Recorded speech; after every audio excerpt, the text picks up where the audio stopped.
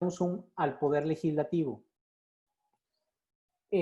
Lo primero es que tener muy claro es qué es el Poder Legislativo. El Poder Legislativo, si bien es uno de los tres poderes de la Unión, esto que nos han dicho mucho tiempo, que es cuando estábamos en la secundaria o prepa, a veces que nos repetían lo mismo, el Poder Legislativo es un órgano que se encarga de hacer las leyes, así de básico. Es el epicentro donde se realizan las normas que nos va a regular como sociedad. Vivimos en una sociedad de convivencia donde tenemos que tener relaciones comerciales, civiles, familiares, y obviamente tiene que haber una norma de limitantes de conducta, por lo tanto tenemos que seguirnos a códigos penales donde se refiere que es un delito y que no, pero además una regulación muy amplia de qué debe hacer el Estado, qué deben hacer la Federación, el Estado, los municipios, también órganos autónomos, cómo se va a brindar seguridad, cómo se va a brindar educación, todas las acciones que funciona el gobierno ahí deben de estar, y las limitaciones que como ciudadanos tenemos para realizar X, Y o Z actividad. Eso es el Poder Legislativo. Independientemente que hay muchas más funciones que más adelante vamos a ver, esto es que se entra muy bien. Es dentro de los tres poderes, digamos que el que realiza su principal función es el hecho de realizar normas, ¿no? También hay que aclarar, hay dos tipos, uno es el federal y otro es el local. Y vamos a intentar un poquito trasladarnos de uno a uno, pero que hay que centrarnos e iniciar en el marco federal. A nivel federal, podemos ver que el Congreso de la Unión está formado por dos cámaras, así se llaman, Cámara de Diputados y Cámara de Senadores. Nosotros en México tenemos un sistema bicameral, ¿sí? ¿Qué quiere decir? Que está compuesto por dos cámaras, ¿sí? Esto a diferencia de nivel local. Aquí en el estado, a nivel local, a nivel estatal en Sonora, tenemos uno que es unicameral, ¿sí? Es decir, una sola cámara, mientras a nivel federal son dos cámaras. Estas dos cámaras van a funcionar en algunas funciones exclusivas de cada una de las cámaras y en otros aspectos van a fungir una como cámara de origen y otra como cámara revisora. Las dos van a poder ser, si la iniciativa es de origen en la Cámara de Senadores, es presentada ahí por cualquiera de los que tengan derecho a iniciativa, por lo tanto, la Cámara Revisora se vuelve la Cámara de Diputados Federal. Y si la iniciativa inicia en la Cámara de Origen, la Cámara de Diputados, la Cámara Revisora va a ser la Cámara de Senadores. Eh, Como ven en sus pantallas, los diputados son 500. Eso creo que es básico, todos sabemos que son 500. Son 300 de mayoría relativa, ¿no? Que son los distritos uninominales conocidos, y 200 de representación proporcional. ¿Qué son los 300 diputados? México está dividido en 300 distritos federales, que es por el que te toca votar a ti en una elección, ¿sí? Entonces, yo tienes una credencial de elector. Si tienes su credencial de elector, ahí va a venir un dígito que se llama Distrito Federal. Ese es el distrito al que ustedes pertenecen y por el cual tienen derecho a votación. En Sonora, por ejemplo, hay 7 distritos federales, en Hermosillo hay 2, Cajeme es 1, el norte tiene 1, Nogales, cabecera, es el distrito número 2. Es decir, son 7 distritos federales y en cada estado hay diferentes. Prácticamente todos tienen una constante remodelación que se van renovando poco a poco y por un lado tienen la misma cantidad poblacional, ¿sí? Hay unas fórmulas que lo sacan, cuánta población es, cuánta distribución, qué tan grandes son los distritos, cuántos municipios, y a través de un modelo matemático te sale más o menos una propuesta que es presentada al Instituto Nacional Electoral para formar estos 300 distritos. Y los 200 distritos son de representación proporcional. ¿Cómo son los distritos de representación proporcional? Son los famosos pluris, ¿no? Que tanto debate causan.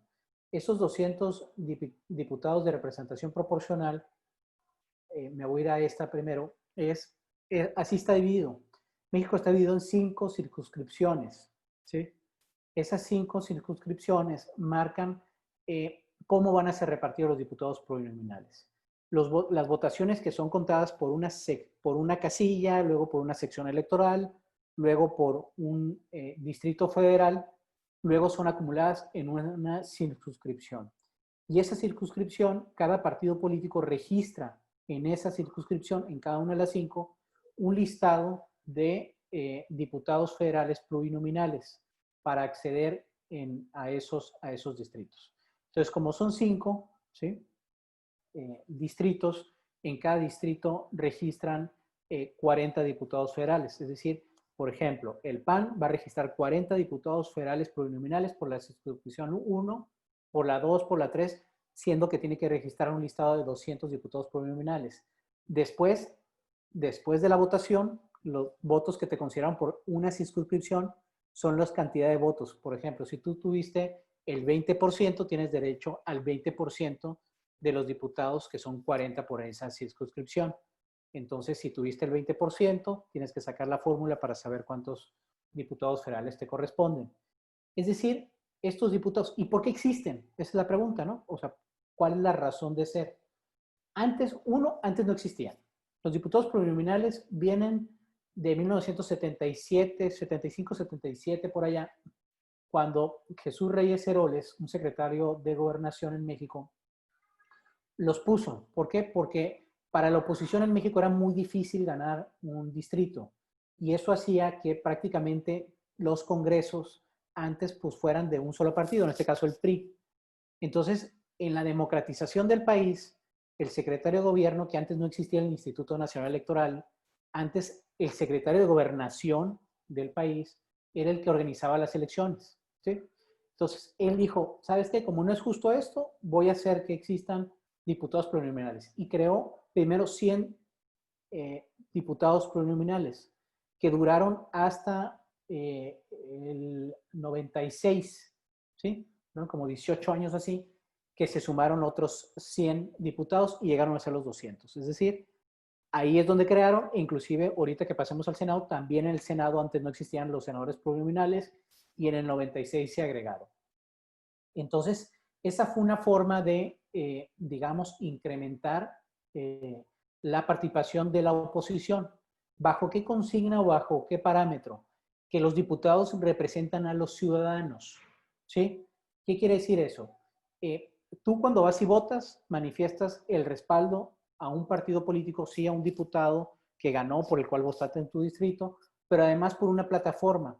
Entonces, si tú volteas por lo regular las boletas, vas a encontrar atrás que existe una serie de nombres. Esos nombres incluyen a los diputados federales plurinominales por los cuales estás votando. Entonces, si votas por el PAN, atrás vas a poder ver qué diputados son los que te está proponiendo el Partido Acción Nacional para votar en esos distritos. Eso se hace a través de fórmulas. Existe una cláusula de sobre y subrepresentación del 8% para que ningún partido esté subrepresentado o sobrerepresentado en la Cámara de Diputados.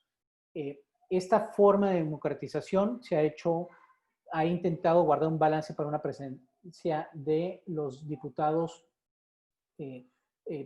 digamos, de la oposición en el Congreso, pero como podemos ver actualmente, esto también se da un poquito a mañas, ¿no? Los que conocemos más o menos cómo se está dando el contexto a nivel nacional. Por ejemplo, hace unos días acaba de haber digamos, una compra de diputados, ¿no? Para que se fueran a un grupo parlamentario. Entonces, no necesariamente por el partido que eres electo, eres el partido que formas un grupo parlamentario, pero es una buena forma, es la única forma que hasta el momento se ha encontrado para lograr una representación puntual.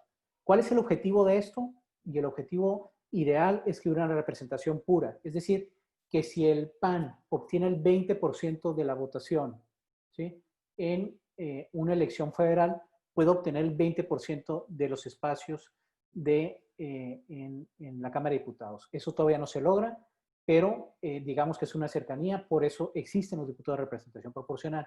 Si no existieran, por ejemplo, prácticamente Moreno hubiera alcanzado la mayoría absoluta simplemente por elección y eso hubiera sesgado. Es decir, tú que votaste, por ejemplo, por el Partido Verde Ecologista, no hubieras ganado ningún distrito, por lo tanto, tu voto no hubiera estado siendo presente en la Cámara de Diputados.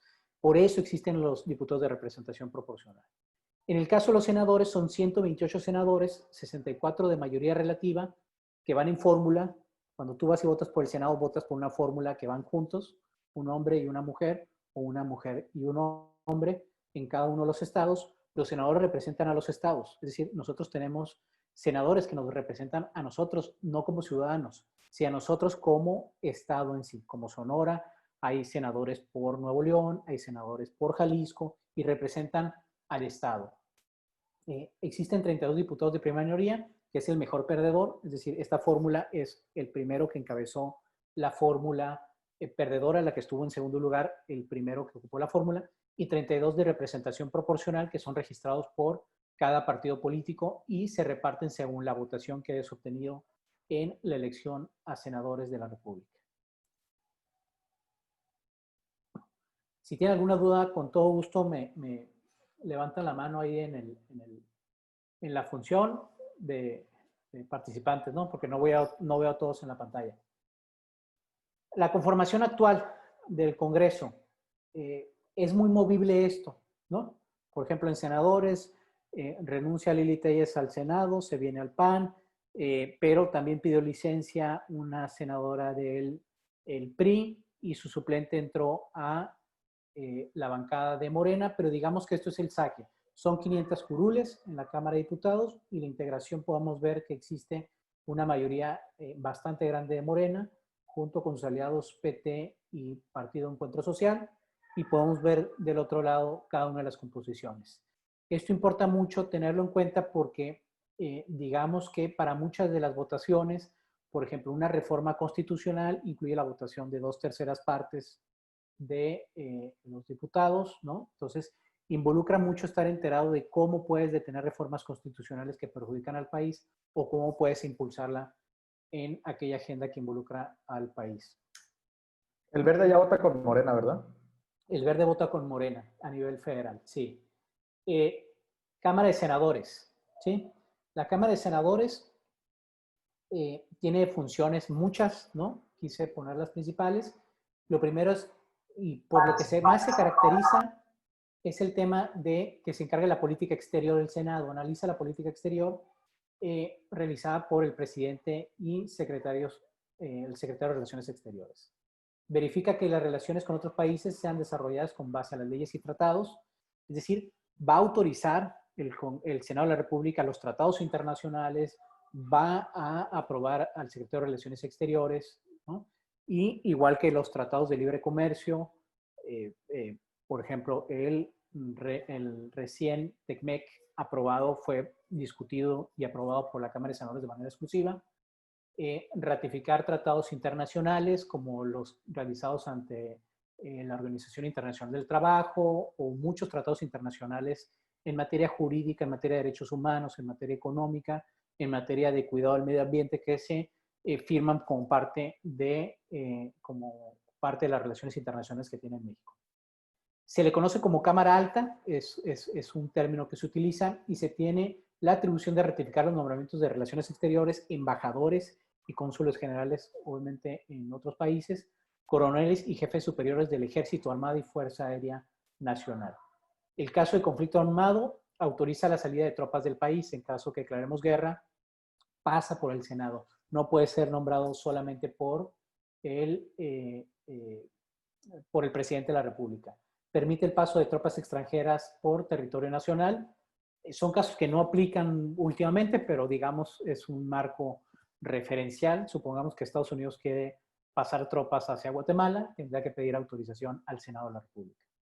Permite al presidente desplegar la Guardia Nacional. Esto es una reforma nueva, deben recordar que la Guardia Nacional no existía. Parte de las atribuciones nuevas es que el Senado de la República tiene que autorizar para el despliegue de la Guardia Nacional. Ahorita tiene una autorización de parte del Senado hasta por 5 años que estén digamos, en las calles, el ejército, ¿no? Designar a los ministros de la Suprema Corte de Justicia de la Nación. Este es un elemento muy importante que es, digamos, el órgano superior de otro poder, que en este caso es el Poder Judicial. Y nombrar al Fiscal General de la República, que también es un órgano autónomo. Además de esto, por ejemplo, entre las responsabilidades del Senado de la República está, recordarán que hubo un debate que es si podían poner toque de queda o no, ¿no? Es decir, si un alcalde podría decir que todos se metieran a su casa antes de las 6 de la tarde.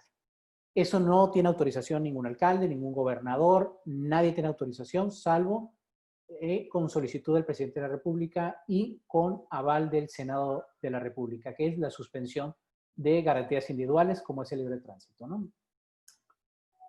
Ahora, si nos ponemos otra vez, vámonos a la Cámara de Diputados. En la Cámara de Diputados, la función están entre varias, es ratificar el secretario de Hacienda, se encarga más de la política presupuestal, aprobar anualmente el presupuesto de egresos de la Federación, revisar la cuenta pública del año anterior, aprobar el Plan Nacional de Desarrollo, designar por el voto de las 2/3 partes de los miembros presentes a los titulares de los órganos internos de control de los organismos con autonomía reconocida. Además, se encarga de los miembros del Instituto Nacional Electoral, ¿no? Del INE, ¿no? Ahorita es el último tema que han tratado, que es una función no netamente legislativa, pero es el nombramiento de los que serán miembros del INE, ¿no?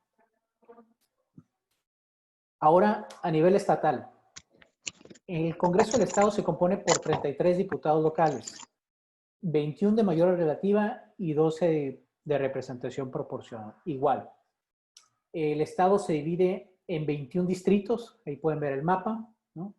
El municipio que más distritos tiene es Hermosillo, con 6, ¿sí?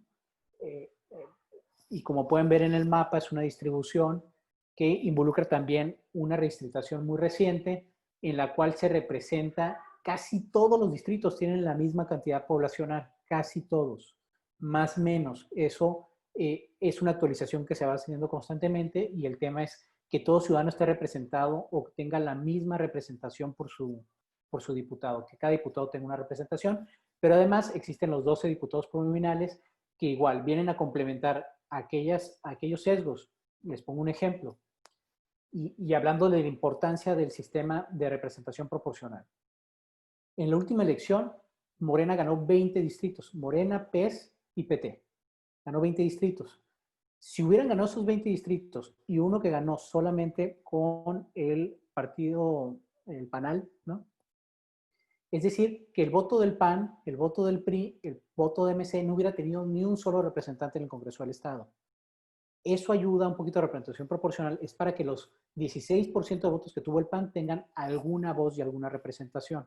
También entra la cláusula de sub- y sobre representación a la hora de repartir los diputados plurinominales, pero también existen las tranzas y las vueltas a la ley, ¿no? En este caso, ¿qué pasó? Morena registró en sus candidaturas, registró 5 por el PT, 5 por el PES, 10 por Morena. Entonces Morena no estaba, el PES realmente no tenía la suficiente cantidad de votos, entonces le tocó plurinominales, ¿no? Y al PT le tocó plurinominales y a Morena le tocó un plurinominal. Esto es una forma de fraude a la ley, ¿sí? Que es avalado, ¿por qué? Pues porque el PRI lo hizo y ahora que se lo hicieron, pues ya la ley estaba hecha exclusivamente para registrar ese tipo de tranzas a la ley, pues, ¿no? Aquí está la representación, también es una representación. Los puntitos de arriba van a ver que varían con lo de abajo. Por lo mismo que les he platicado. La composición de abajo que ven ustedes de Morena 12 es la composición actual.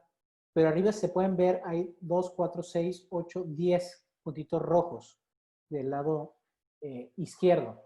Esos son los diputados que normalmente, supuestamente, habían ganado, registrado e iniciado el Congreso con ellos. Más sin embargo, luego, como habían registrado por el partido, renunciaron y de tal modo que la composición final, hoy por hoy, hay 12 diputados de Morena, ¿no?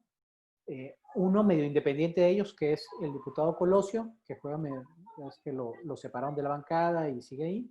4 del PT, 5 del Partido Encuentro Social, 3 del Partido Acción Nacional, 1 de Movimiento Ciudadano, que no es un grupo parlamentario, es una representación parlamentaria, así se llama, no tiene lo suficiente cantidad de diputados para integrar un grupo parlamentario, que es de 2. El PRI con 5, el Partido Verde, que también es una representación parlamentaria, y el PANAL, que es un grupo parlamentario de 2 diputados. Las atribuciones de los diputados locales. Legislar en las materias que no sean competencia exclusiva de la Federación. Hay materias en las cuales el Congreso del Estado no se puede involucrar. Por ejemplo, Código de Procedimientos Penales, ¿sí? El nuevo sistema de justicia penal nosotros no podemos regular, eso es regulado exclusivamente por la Federación. Materia federal como ferrocarriles, minas, muchas cuestiones también son de índole federal. Decretar las contribuciones necesarias para cubrir los gastos de la entidad y los municipios, ¿no? Impuestos para a nivel local. Aprobar el presupuesto anual de la entidad, fiscalizar el gasto público estatal, ejercer ante el Congreso de la Unión el derecho de iniciativa de leyes, ¿sí? Que ahorita lo vamos a ver más adelante el tema de quién tiene derecho a iniciativa. Y el sexto es aprobar las reformas a la Constitución Federal aprobada previamente por el Congreso de la Unión.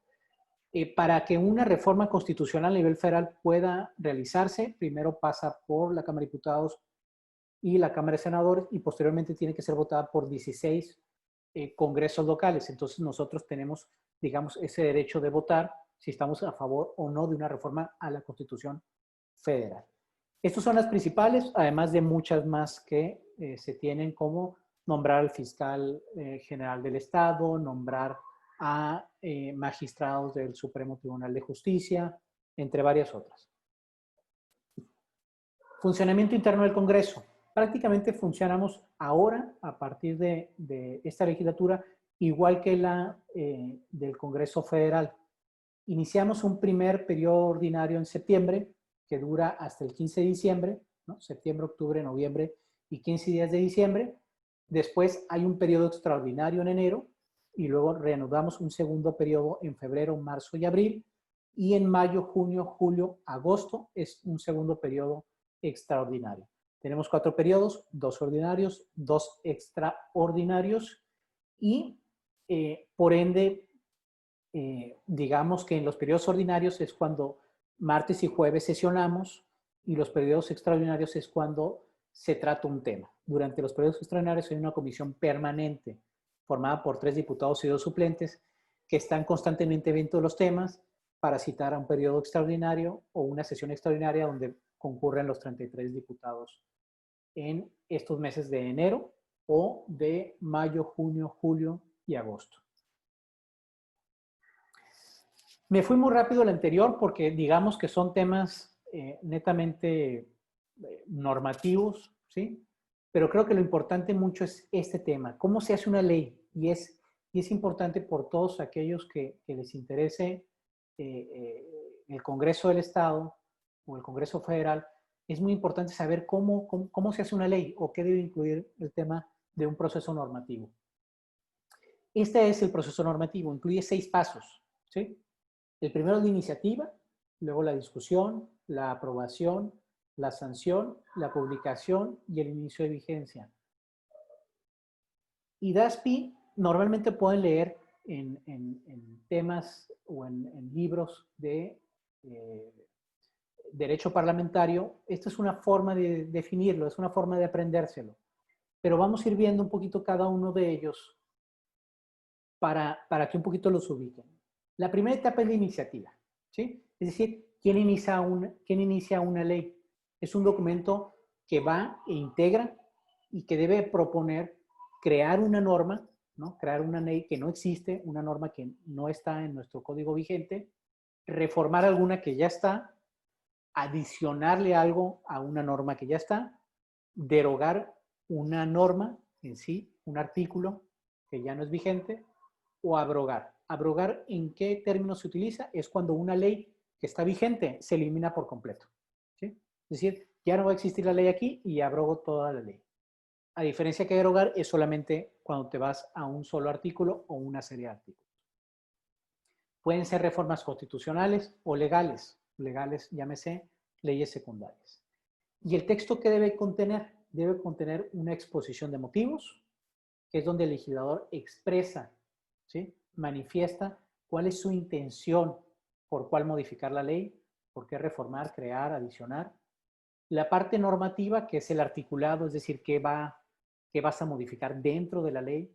Y las normas transitorias, que es un tema complementario a la norma, el cual busca regular muy bien y muy específico algunas cuestiones que no están dentro de la ley, pero que deben de ser entendidas como son el hecho de la vigencia, como son el hecho de nombramientos, plazos, que van a explicar un poquito o van a darle inicio a la parte normativa. ¿Quién tiene facultad para presentar iniciativas? Esto es un tema fundamental para entender cómo funcionan los congresos. A nivel federal, el presidente de la República, los diputados y senadores del Congreso de la Unión de manera individual. Yo como diputado, yo como senador, puedo tener derecho a iniciativa. Las legislaturas de los estados y de la Ciudad de México. Nosotros en el Congreso del Estado, si votamos a favor de que proponemos una iniciativa, nosotros podemos ir y esa iniciativa entra como una propuesta de iniciativa de ley en el Congreso de la Unión. Los ciudadanos en un número equivalente por lo menos al 0.13% de la lista nominal de electores, eso es lo que se conoce como iniciativa popular, ¿no? Es cuando los ciudadanos juntan firmas para registrar una modificación de ley que ellos quieran. Y a nivel estatal es igual, el Ejecutivo del Estado, aquí hay el Supremo Tribunal de Justicia puede presentar reformas en materia judicial, ¿sí? Solamente en materia judicial.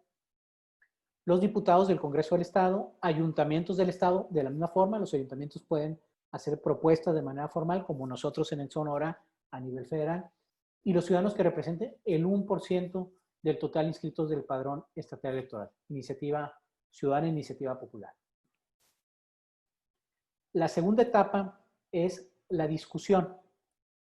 Esta etapa digamos, que cuando ya está la iniciativa presentada, se discute primero en lo general y luego tiene una discusión en lo particular.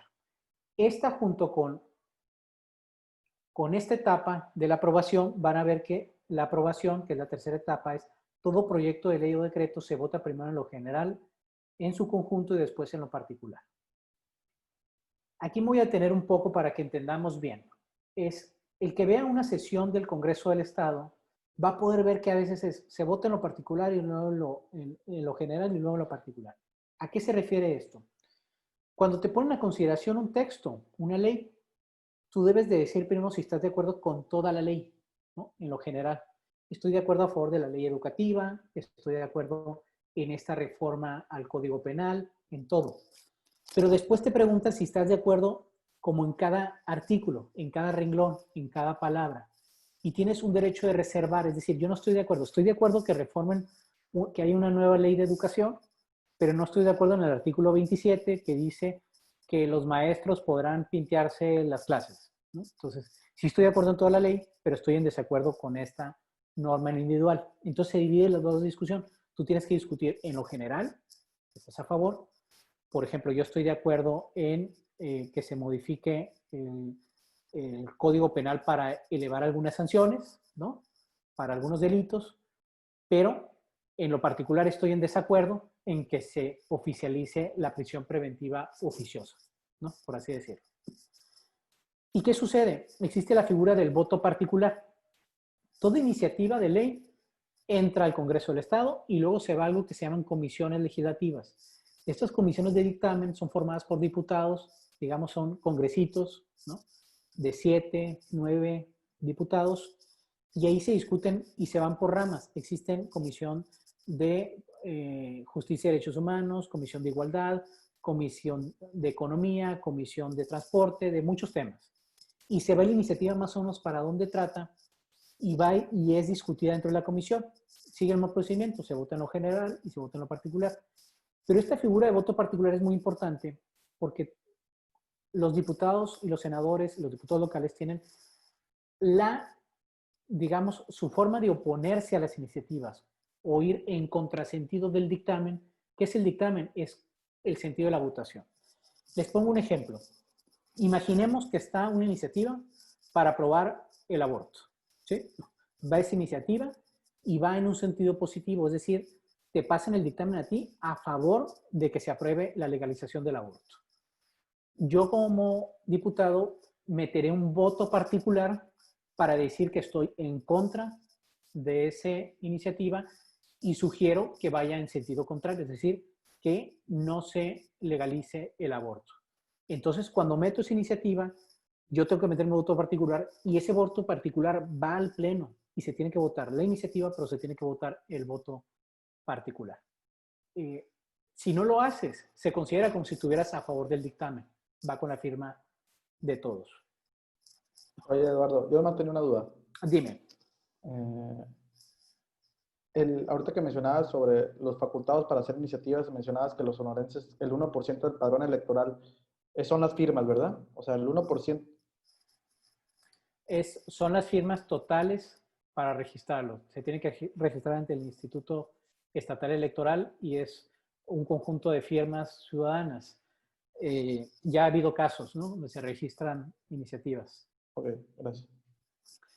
Bueno, la tercera etapa es la aprobación. Es lo que ven ustedes ya tanto en las comisiones, pero más en el Pleno, que los 33 diputados, o en el caso de la Cámara de Diputados Federal, los 500 diputados o los 128 senadores van y discuten, digamos, cada una de las iniciativas y la aprueban a favor o en contra, ¿sí?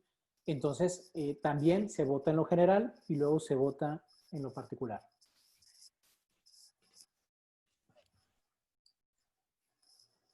La cuarta etapa, Disculpe, dígame. ay, perdón, yo No tengo te otra preocupes. duda. Dime. En mi caso yo soy menor de edad, tengo 17 años. ¿Yo puedo darle una iniciativa de ley a algún diputado para que él la lleve a cabo? O sea, si a él le parece, ¿no? No puedes, digamos, como son ciudadanos, ¿no? Ujú. La ciudadanía, digamos, para la plenitud de los derechos es a partir de los 18 años, es decir, necesitas tener credencial de elector para poder tener, digamos, derecho a que se registre como firma tu iniciativa.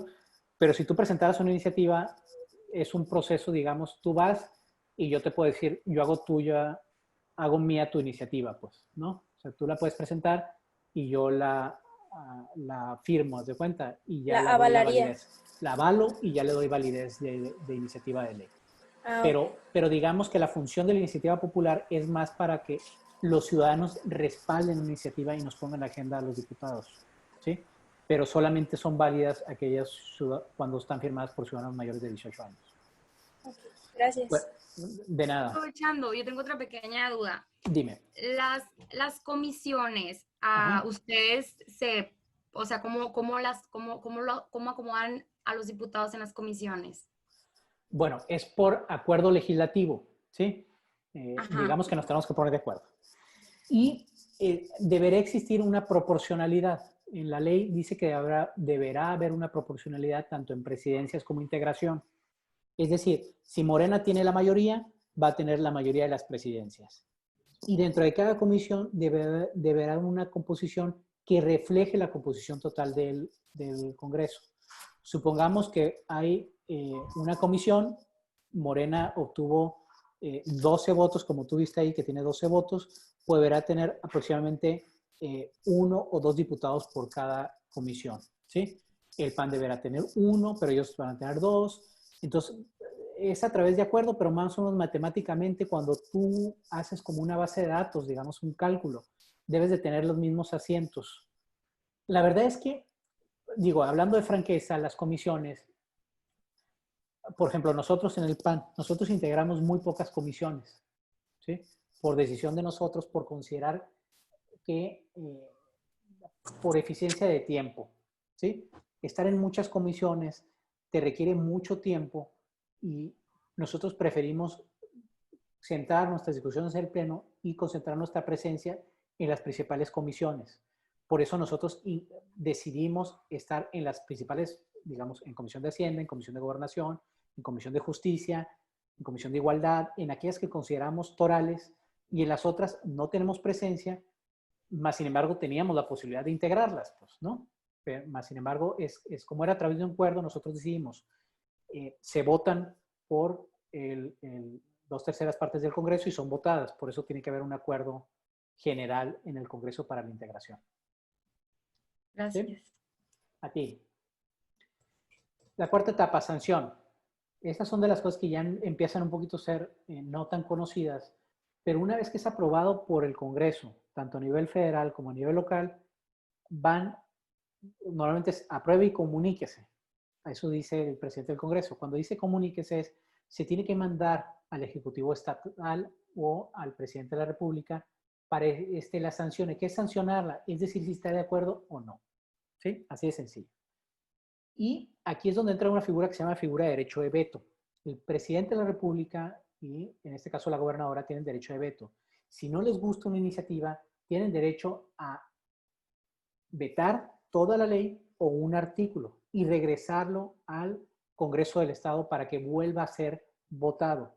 Si ese artículo vuelve a ser votado, automáticamente ya no tiene derecho el Ejecutivo y tiene que publicarlo obligatoriamente. Es el derecho de veto. En la última discusión de la reforma constitucional de la legislatura pasada se puso mucho en discusión un derecho de veto presupuestal. No sé a quién de ustedes les tocó escucharlo. Es un tipo de derecho, pero exclusivamente para el presupuesto, y lo que se normó es si el Ejecutivo Estatal no está de acuerdo con el presupuesto o con uno de los artículos del presupuesto, tiene derecho de veto. Y este regresa a la Cámara, al Congreso del Estado, y tiene que obtener un voto más de la mayoría con la cual salió originalmente. Así funciona el veto presupuestal. La quinta etapa, publicación y promulgación. Es el acto en el cual la ley ya aprobada, ya sancionada por el Ejecutivo, digamos, se da a conocer, se publica. Hay dos tipos de publicaciones. Una a nivel local, que es el boletín oficial de Sonora, ¿no? Y a nivel federal es el diario oficial de la Federación. Es donde, una vez publicado ahí, es vigente, pues, ¿no? Digamos, ya corre, ya está publicada y ya está promulgada y ya tiene un nivel de oficial mucho mayor. Aunque, ahorita un poquito para explicar, la sexta etapa es el inicio de la vigencia. Esto no necesariamente se logra cuando se publica. Normalmente, en los artículos transitorios se dice cuándo va a entrar en vigencia. ¿Para qué es esto? Es para que tú la ves publicada hoy en el diario oficial de la Federación y vas a decir, oye, ¿en qué minuto entró en vigor? ¿No? Entonces, normalmente lo que se hace, se pone, el primer artículo casi todas las leyes dice, la presente ley entrará en vigor al día siguiente de su publicación en el diario oficial de la Federación o en el boletín del Estado de Sonora, ¿no? En el boletín oficial. Hay otras, y abajo dice vacatio legis, que es, hay un término, ¿no? Entre que la norma está publicada y esta entra en vigencia. Y les pongo el mejor ejemplo. La nueva reforma de justicia penal que se aprobó y se publicó en el 2009, entró en vigencia total todos sus artículos hasta el 2015, hasta después de 6 años. Entonces, que una ley que digamos que entre y esté publicada, no quiere decir que esté vigente, no quiere decir que te aplique. Tienes que irte a los transitorios para saber cuándo aplicó. Entonces, tú puedes decir, este pedazo de la norma va a entrar mañana, este otro va a entrar dentro de 1 año, este otro va a entrar dentro de 2 años. Eso funciona mucho para cuando la norma no puede aplicar de la noche a la mañana, sino que tiene que haber un conocimiento público de que es la norma, tiene que haber ciertos cambios presupuestales, tiene que haber ciertas cuestiones que impliquen un cambio gradual, ¿no? De modificaciones, y para eso se utiliza este tipo de funciones del inicio de la vigencia. Entonces, por eso hay que tener muy claro la diferencia entre cuando esté publicada y promulgada a cuando esté vigente la norma, ¿sí? Ahora terminamos el proceso legislativo y nos vamos a ir con una de la segunda función, la segunda y la tercera función más principal de los congresos, ¿no? Del Poder Legislativo, que es el presupuesto, el ejercicio de gasto, que es de todos los poderes, y la fiscalización. Presupuesto, ejercicio de gasto y fiscalización. A ver, el Poder Ejecutivo presenta un presupuesto de ingresos y egresos cada año. A nivel federal es en octubre, ¿no? A nivel local también. Y corren diferentes tiempos y diferentes normas. Esos presupuestos de ingresos él tiene que decir cuánto le va a entrar de dinero al Estado y egresos cuánto va a gastar. ¿Sí? Ese presupuesto debes ejercer en un ejercicio fiscal que contempla del 1 de enero al 31 de diciembre de cualquier año. Yo mando mi presupuesto para el siguiente año. Por ejemplo, hoy, a final del año, va a presentar el presupuesto del Ejecutivo Estatal y va a decir cuánto me va a ingresar de dinero en el 2021 y cuánto voy a gastar. El Poder Legislativo lo aprueba, el presupuesto, y por ejemplo, el presupuesto a nivel federal para el año 2020 fue de 6 millones, ¿no? Bueno, son 6 billones, porque son millones de millones, 6 billones 107,732 millones de pesos, ¿sí? Es un dineral. el presupuesto en Sonora es de 70,000 millones de pesos, ¿no? Nomás para que tuvieran un poquito en cifras las cantidades. México tiene un pacto fiscal, un pacto federal para el cobro de impuestos y el ejercicio de gasto. Vivimos en una federación compuesta por estados autónomos, pero en este pacto federal se da el famoso pacto fiscal, que es el que nos ayuda a cobrar impuestos, y el pacto federal es cómo vamos a distribuir el gasto en las entidades federativas. Y para que se den una idea nomás de los volúmenes, esto es muy importante de tenerlo en cuenta, del dinero público que tienen los gobiernos, el 94% prácticamente es de la federación, ¿sí? Lo gasta a nivel federal, lo tiene el PEG. El 4.7% el gobierno del estado y solamente el 1.7% los municipios. Esto tú dirás, oye, pues si es que la federación está más grande, tiene que gobernar. No, es decir, el conjunto de todos los 32 gobiernos estatales juntan el 4.7%. El conjunto de todos los municipios a nivel federal juntan el 1.7%. Entonces, habla de cómo están concentradas las funciones. Y este es uno de los grandes debates presentes y futuros del pacto federal, ¿no? Los recursos son fiscalizados a través de la revisión de la cuenta pública, que es el sistema de fiscalización que se tiene a nivel federal y a nivel local. Escucharán muchas veces ustedes si se aprueba o no se aprueba la cuenta pública. Ya no se estila que se rechace la cuenta pública estatal ni la federal, porque se crearon órganos autónomos como es la Auditoría Superior de la Federación, y aquí el caso del Instituto Superior de Auditoría y Fiscalización en el estado de Sonora, y son los encargados de realizarla. Nosotros simplemente ya le damos trámite a la cuenta pública. Porque es muy importante tenerlo en consideración, porque este es un proceso del gasto, es decir, primero se presupuesta, luego se gasta, se realiza el gasto y posteriormente se fiscaliza con una lupa en qué te lo gastaste y si te lo gastaste conforme al presupuesto. Esto, digamos que es el sistema presupuestal. Es mucho más amplio que esto, ¿no? Y es mucho más debatible que esto. Yo quise hacer un repasón muy rápido de las funciones porque lo que me interesa es tener con ustedes un diálogo muy claro, muy amplio en términos de lo siguiente, ¿sí? Es cómo es en realidad ser diputado, y creo que ahí entra mucho de la realidad de lo que estamos viviendo y de lo que se puede vivir en México, para entender. El Congreso es como el epicentro político normal de los debates, ¿no? Se juntan en debates y se debaten normas, pero también se debaten coyunturas a nivel estatal o federal, tanto en el Senado como en la Cámara de Diputados Federal.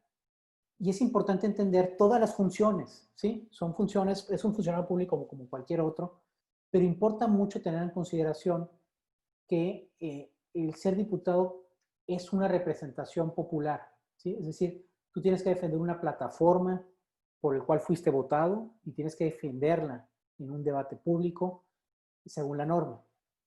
Es bastante complejo en términos de regularizar, digamos, un discurso conforme al ciudadano. Mucha gente critica a los diputados, es, oye, ¿por qué no escuchas a los ciudadanos? Porque es muy complicado saber realmente quién votó por ti, ¿no? Tú representas a la cantidad de votos que votaron por ti. Si bien representas un distrito, no necesariamente representas a todos los ciudadanos, representas una forma de pensar, representas a la plataforma que se registró en determinada elección y es la que debes de defender. Yo quisiera un poquito dejar ahí la primera parte de la intervención. No sé si alguien tenga una duda sobre el tema técnico en específico que fue el que vimos ahorita. Cualquier duda, ¿eh? O sea, sobre lo que vimos o cualquier duda que tengan. Yo sí tengo una duda. A ver, dime. Más o menos, ¿cuánto tarda el proceso legislativo desde que se propone una iniciativa hasta, si es que se aprueba, hasta llegar a la publicación y el inicio de vigencia de esta? Bueno, varía mucho. Hay unas limitantes en tiempos que se norman por la ley orgánica del Poder Legislativo, más sin embargo, en la realidad no son funcionales, ¿sí? Tú lo presentas y tienes un periodo para tratarlo, para bajarlo a pleno, ¿sí? Normalmente te dicen en 30 días tú tienes que dictaminarla, ¿no? Te puedes extender por 30 días más sin embargo, esa norma normalmente se queda como en la congeladora. porque, digamos, no hay una sanción. Existe un proceso donde te la pueden quitar de tu comisión y mandarla y crear otra comisión especial. No se estila, no funciona, por lo tanto, existe lo que se llama congeladora parlamentaria, que es guardan una iniciativa que no conviene, que no quieren, y la guardas en un escritorio y no se vuelve a saber de ella. Y después hay algo que se llama caducidad legislativa, que es cuando pasó un año de la presentación de la norma y que nadie la impulsó, nadie quiere, tú puedes votar que esa se deseche. Pasa igual con un proceso legislativo, pasa a pleno, se vota que se deseche. Eso sucede mucho cuando hay muchas iniciativas que se presentan nomás, por coyunturas, o el diputado fue de la pasada legislatura y ya no aplica en esta legislatura, ya no hay quien lo impulse, y por lo tanto se va. No existe un tiempo, ¿no? Normalmente depende mucho de la intención o del diputado promovente, depende mucho del contexto del Congreso, es decir, que exista una mayoría que quiera jalar con la norma, ¿no? Que no esté bloqueada. Y también depende mucho también de la construcción de mayorías. Es decir, si tienes una ley que no va a pasar, intentas frenarla para cabildear. Pero pues digamos que es un proceso que puede tardar un día. Es decir, se puede presentar así de urgente y obvia, que es un procedimiento que entra y según urgente y obvia se toca ahí. O puede ser un tema que dure años, ¿no? O sea, legislaturas, varias legislaturas para que sea vigente. Bueno, aquí veo una pregunta. Para una candidatura independiente, ¿cuál es el proceso? Y si obtiene un buen número de votos, como mejor perdedor puede acceder a una pluri.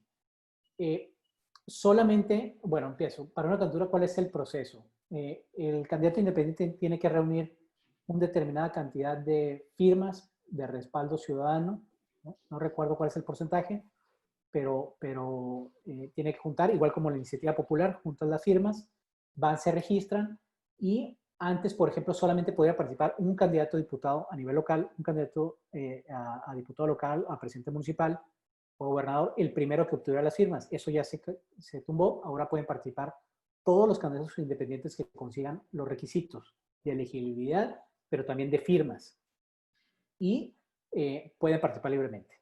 En el caso de las plurinominales, es decir, si consiguen, no existe la figura de mejor perdedor, ¿no? Para términos plurinominales, salvo que sea senadores, es la única parte donde existe el mejor perdedor en senadores. Antes en Sonora existía el mejor perdedor allá, pero se quitó en el 2012. En el 2012. Ya no existe y ya no hay un mejor perdedor. Donde entran plurinominales, entran regidores plurinominales y pueden entrar candidatos independientes. La Suprema Corte de Justicia de la Nación resolvió en la última elección que aquellos candidatos independientes a ayuntamientos pudieran obtener espacios de regidores, ¿no? Si obtuvieran más del 3% de la votación y cumplieran los requisitos, pudieran entrar. A diputado local no ha existido una resolución de la Suprema Corte y no ha existido un caso donde entre un diputado que haya obtenido más del 3% de los votos. Para tener derecho a diputados plurinominales, los partidos políticos tienen que obtener más del 3% de los votos de la elección. Si un diputado independiente consiguiera el 3%, no aplica, pues, porque como lo vas a obtener en un solo distrito. Muchos lo que impulsan es que si hay más de 18 diputados independientes en todos los distritos y obtienen más del 3%, pues el que haya obtenido más votos en un distrito puede entrar, pero no ha aplicado porque no hay suficiente cantidad de diputados independientes, de candidatos a diputados independientes. Si un día la llega a ver, la Suprema Corte seguramente le daría un espacio a un diputado local plurinominal independiente, si se diera el caso de que se registraran 21 diputados independientes y obtuvieran en suma mayor del 3% total de la votación. Aquí hay varias preguntas. A ver, Michelle del PAN. Michelle. Yo tengo una duda, Eduardo. Ahorita estabas platicando del presupuesto, pero ¿qué pasa en el caso de cuando se le etiqueta un presupuesto a que va para cierto lugar y que no se cumple, pero que el ISAF no lo penaliza? ¿Qué pasa en esos casos? ¿A dónde se va el dinero o dónde se puede checar ese tipo de cuestiones? Nada. Esa es la respuesta. No pasa absolutamente nada. El Congreso del Estado, yo lo he dicho mucho en varias discusiones, nosotros estamos pintados como diputados. El presupuesto que aprobamos, nos esforzamos, podemos hacer lo que sea, pero el gobierno del Estado no lo respeta y no le interesa respetarlo y no lo va a respetar porque no hay sanciones, ¿sí? No existe una sanción. A nivel federal existe una limitante, ¿sí? Esa limitante es que no pueden incrementarse más del 5% la diferenciación entre cada partida, ¿sí? A nivel local, la diputada Alejandra López, mi compañera, presentó una iniciativa para ese caso, es decir, que no se pudieran hacer modificaciones más del 5% sin autorización del Congreso del Estado, cosa que no pasa. ¿Por qué? Pues porque al gobierno del Estado no le interesa y Morena cree que va a ser gobierno del Estado, entonces le interesa que permanezca el status quo. ¿Por qué lo digo? Es una realidad y tenemos que entender. Y por eso es muy importante este tipo de preguntas, porque lo que ustedes acaban de ver es norma, es la ley. Pero la realidad que se vive en el Congreso del Estado es muy diferente. Nosotros aprobamos un presupuesto, pero ese presupuesto es un papel. Además, no tenemos la información suficiente para aprobarlo. Olvídense. Nos los entregan no en Excel, nos entregan en PDF para que tú tengas que buscar muchas partidas. No hay una claridad dónde se va el dinero, ¿sí? Se ocultan muchas cosas. Entonces tú apruebas el presupuesto, pero ese presupuesto, y luego lo puedes ver en la cuenta pública, como bien lo decía Michelle. Es decir, lo terminas viendo en la cuenta pública y terminas viendo la gran diferencia que hay entre lo que tú aprobaste y lo que realmente hizo el gobierno del Estado. Y no hay ninguna consecuencia. La verdad es que no hay una sanción estipulada. ¿Por qué? Porque digamos que todos en algún momento han tenido la conveniencia de dejarlo libre. Tristemente, pero sí funciona, ¿no? Y eso, al final de cuentas, lo que termina pasando es que el gobierno del Estado, ¿no? Terminan haciendo. Por ejemplo, en el caso de los gobiernos municipales no pasa eso. Los gobiernos municipales, cualquier cambio en el presupuesto tiene que pasar por el cabildo, ¿no? Es un vicio estatal, muy triste, pero real. Okay. Gracias, Eduardo.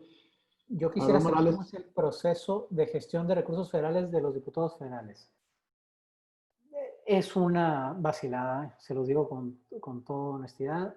Una de las funciones que está confundida de los diputados es que tienen que gestionar recursos. El diputado no está para gestionar recursos, no es una función. Se le ha puesto la función porque el ciudadano ha querido que tenga esa función.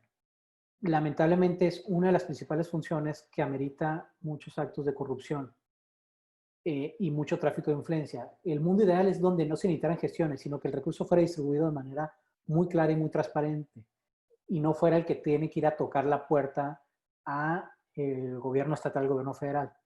Si un diputado federal etiquetara el recurso con suficiente claridad, pues no tendría que gestionar porque ya estuviera etiquetado. El problema es que tiene que ir a etiquetar programas federales o programas o infraestructura para sus municipios, los cuales seguramente la infraestructura que estará gestionando no va a contar con los estudios de factibilidad normales, porque es decir, a mí se me ocurrió y no entra con un banco de proyectos, ¿sí? Por eso podemos ver que muchos diputados federales y locales gestionan tejabanes, digamos, pavimentaciones, pero lo injusto aquí es la gestión. Lo que lleva a cabo es que ese tejabán se ponga en una escuela que no necesariamente pasó por un proceso de transparencia de por qué esa escuela lo recibió y no otra escuela, si fue prioritario el gasto o no fue prioritario. Y en trámites federales mucho menos. Yo creo que un diputado federal o local no debería estar gestionando que se metiera a una persona a un programa federal de asistencia social, ¿no? Entonces, yo creo que es parte de los vicios que tiene el sistema mexicano el sistema de gobernanza en el sistema mexicano. ¿Alguien más que tenga una pregunta? Yo tengo una pregunta. Dime. De las iniciativas del grupo parlamentario de Morena, ¿cuál es el apoyo real al sector económico desde que inició su legislatura, no? Mira, han presentado iniciativas algunas buenas, ¿sí? Normalmente no es su como expertise la materia económica, no, son muchos de materia, mucho en política social, mucho de apoyo de política social, algunos buenas, muchas estipuladas a nivel nacional, Que me venga a la cabeza así una específica que tenga, la verdad no. Ah, ok. Aunque a nivel federal, te digo, han impulsado ciertos parámetros de cambios que me parecen muy positivos, ¿no? Yo te podría mencionar el tema de la reforma fiscal que presentaron a nivel federal. Incluyeron muchos candados para aumentar la recaudación, sobre todo a los grandes contribuyentes, ¿sí? Y mucho ataque, por ejemplo, al tema de las empresas fantasmas. Una regulación mucho más estricta para que no se pudiera fugar tanto dinero a través del factoraje. Son de las cuestiones que yo le rescataría. La verdad es que le rescato muy pocas cosas en políticas públicas a Morena, ¿eh? Y no es... Me quisiera quitar la cachucha de pan y eso, pero la verdad es que no tiene una visión económica y de finanzas públicas sanas, ¿eh? Eh, tienen, eh, tienen un ejercicio de gasto muy opaco, ¿sí? Y les pongo el ejemplo, por ejemplo, de el Seguro Popular. El Seguro Popular lo desaparecieron el año pasado, se convirtió en el INSABI y hasta el día de hoy no están publicados en qué se ha gastado el dinero del INSABI, ¿no? Si bien no sabían que se venía la crisis de salud, pues esto puede hablar de la poca madurez que tuvieron de desaparecer un órgano que funcionaba, no perfecto, pero funcionaba, le cambian el nombre, cambian las reglas de operación y al primer informe trimestral de las finanzas públicas, el reporte de los recursos federales para el INSABI está en cero. O no lo gastaron o no lo están registrando. Pues. Entonces, y así nos podemos ir por cada específico. Yo les diría pero así en general de conocer como una política, una iniciativa que hayan presentado, la verdad es que no. Ni, por ejemplo, ni la reforma energética, que la critican tanto, no han presentado una, o sea, la critican y la critican y no han presentado una iniciativa, teniendo mayoría para echarla para atrás, pues, ¿no? O sea, simplemente lo que hacen es simular, no presentan normas o no presentan cambios. Sí lo presentaron en la reforma educativa, sí hubo cambios importantes, sí presentaron cambios en materia laboral, ¿no? Pero en tema de finanzas públicas, no, salvo este cambio de los fideicomisos que llevan atorados mucho tiempo, pero no han presentado grandes reformas. Aunque la reforma educativa también quedó muy desubicada, ¿no? No quedó clara que digamos. No, quedó clara para lo que ellos quieren que quede claro. La reforma educativa, mira, una de las cosas primordiales que se tenía en la reforma educativa es la evaluación docente. Mucho se criticó sobre que era una persecución para los maestros y para todas estas cuestiones, mas sin embargo, yo sí les digo y les digo abiertamente, base primordial es que el maestro que esté enfrente de los niños de este país debe estar suficientemente preparado. Pues. Y yo no conozco otra forma de saber si alguien está preparado para dar clases que conocer y evaluar sus conocimientos. ¿Sí? Si no es así, vamos y nos vamos a arrepentir mucho de lo que hicieron, ¿eh?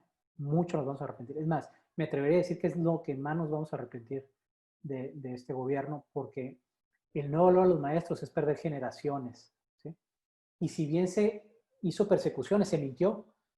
Nomás les pongo un ejemplo en la reforma educativa pasada, ¿eh?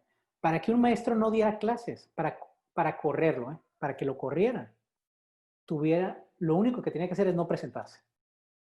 ¿Sí? Presentándose, hacía el examen una vez. No lo pasaba, tenía 6 meses para volverlo a presentar, prepararse. Lo volví a reprobar, tenía una tercera oportunidad. ¿Sí?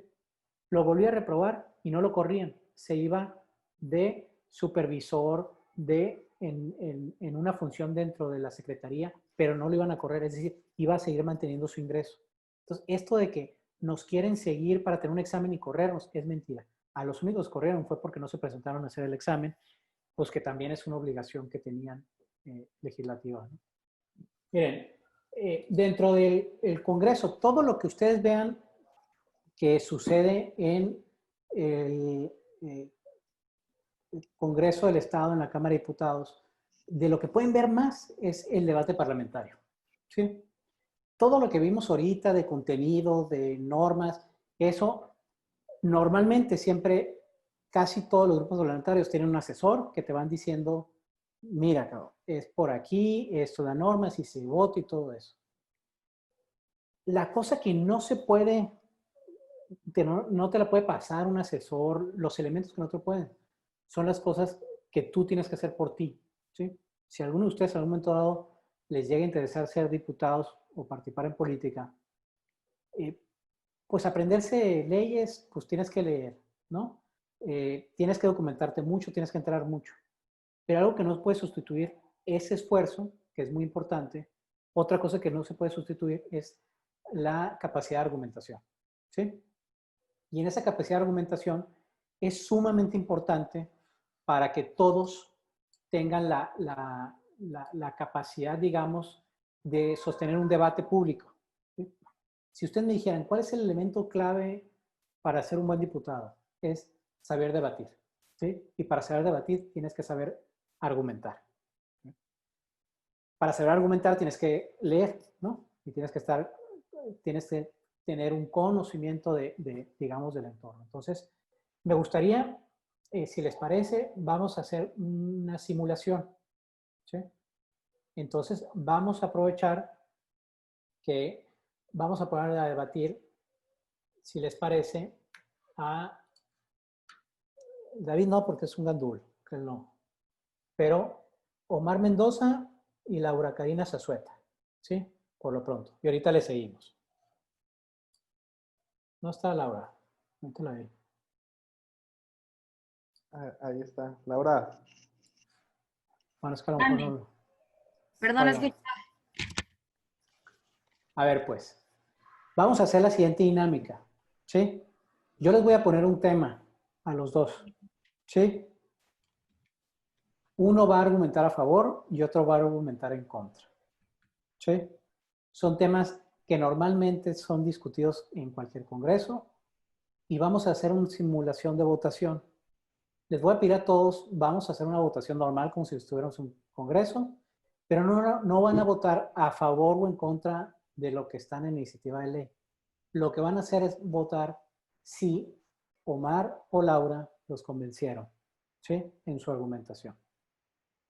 Van a intervenir cada uno, ¿sí? Por 2 minutos inicial y luego va a seguir la otra persona y luego van a tener 1 minuto de contrarréplica, ¿sí? Y después vamos a realizar una votación. Imagínense, pónganse en su cabeza que son diputados, ¿sí? Imagínense que tienen que escuchar los argumentos. Imagínense que los tienen que convencer y tienen que considerar si esos argumentos son válidos para emitir un voto a favor o en contra de determinada ley, ¿sí? Entonces, siendo muy puntuales, son 2 minutos. Muchas veces no tienes para convencer, ¿sí? Les voy a dar el tema. Si todos quieren ir avanzando y escuchando y quieren tener conocimiento, van a ser temas muy específicos y muy rápidos. Nos vamos a ir muy rápido, ¿eh? Entonces, vamos a ir. Yo voy a estar regulando y voy a fungir como voy a intentar hacer preguntas en aquellos momentos que me queden duda, como un tercer legislador, ¿sí? Para que puedan ustedes responder preguntas específicas cuando crean que se quedaron abiertos en sus argumentos, ¿sí? ¿Alguien preguntó algo? ¿No? Venga. Laura, ¿estás ahí? Sí. Venga, pues. Prende la pantalla, pues. Ay, no, qué vergüenza. Ah, no, dale, ándale, ya. A ver. Venga. Ya me Primero va a ser Omar, fue el que salió más alto, y luego va a ser Laura. 2 minutos para cada uno. Aquí les voy a contar el tiempo. ¿Sí? Además, voy a ver si se puede aquí el comparativo del tiempo.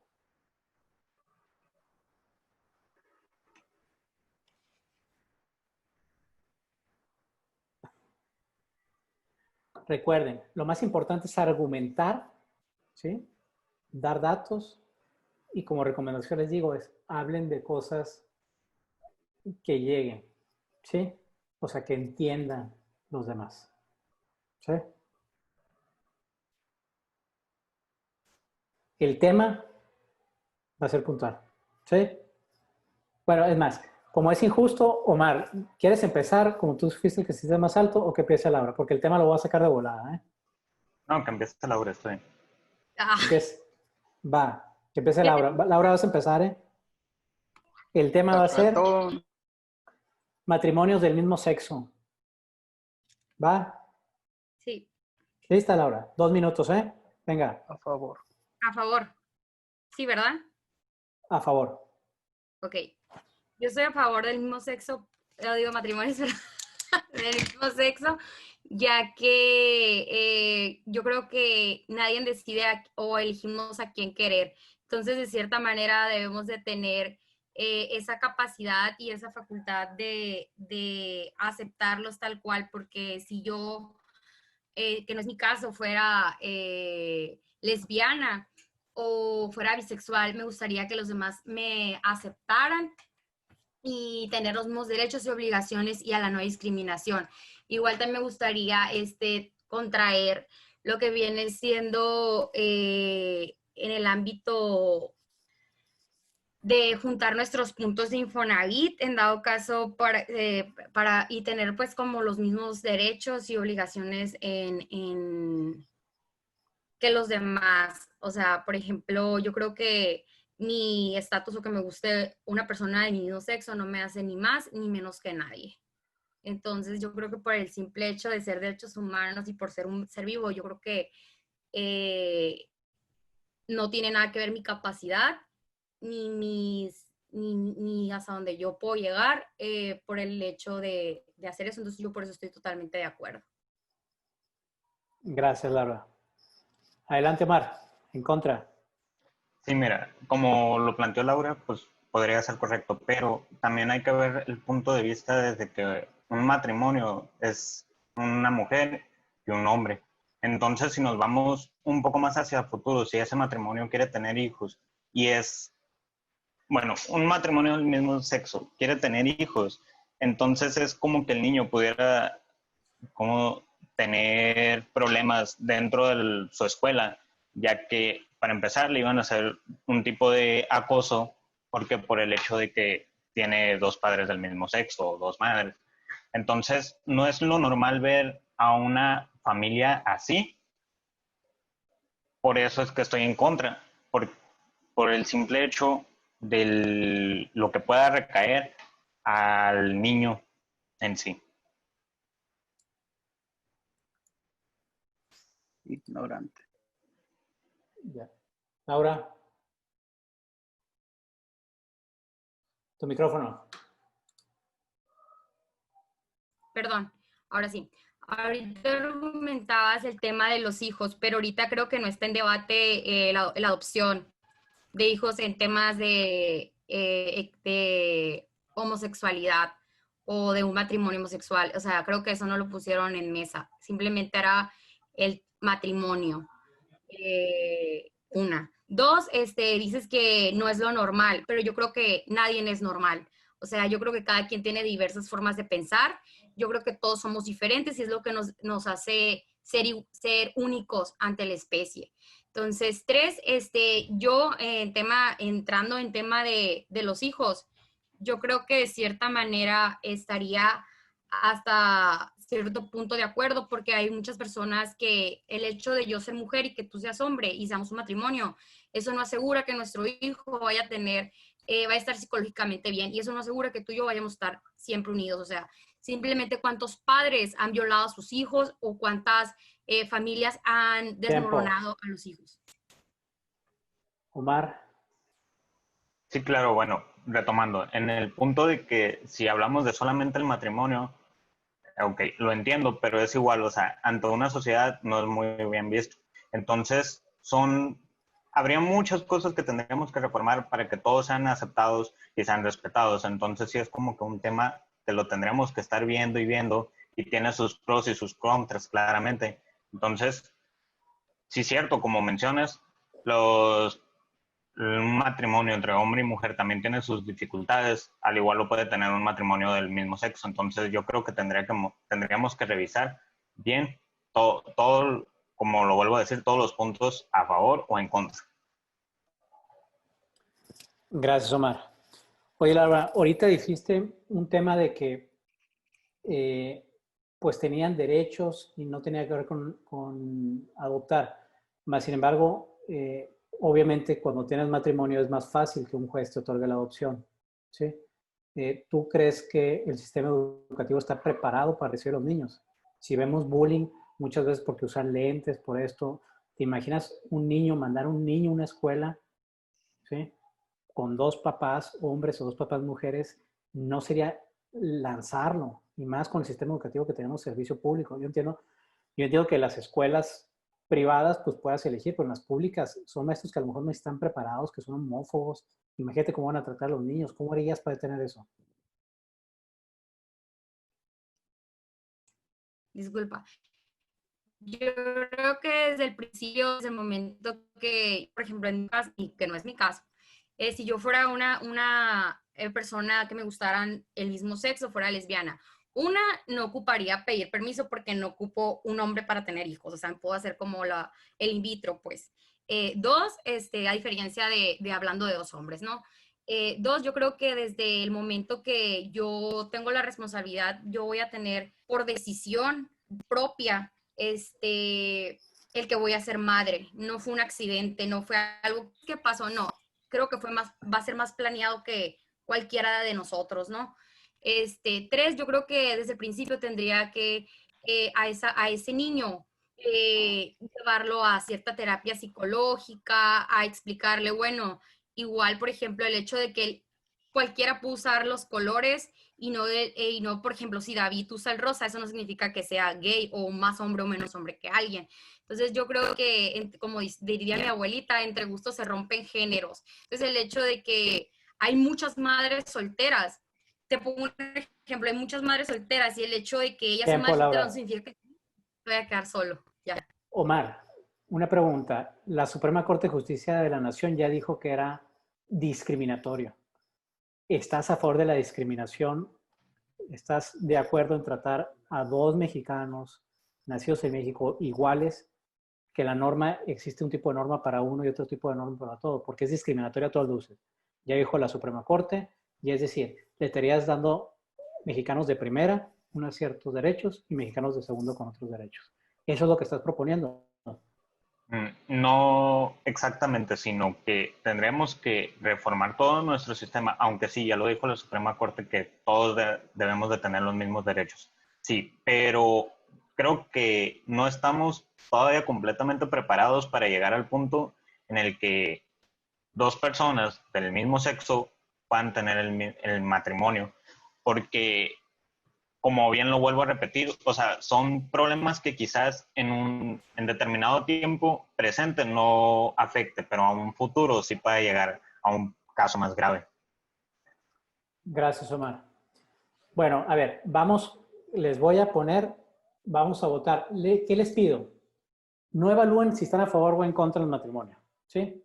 Simplemente les pido pónganse en poder del legislador, es quién utilizó mejores argumentos, quién los convenció mejor, ¿sí?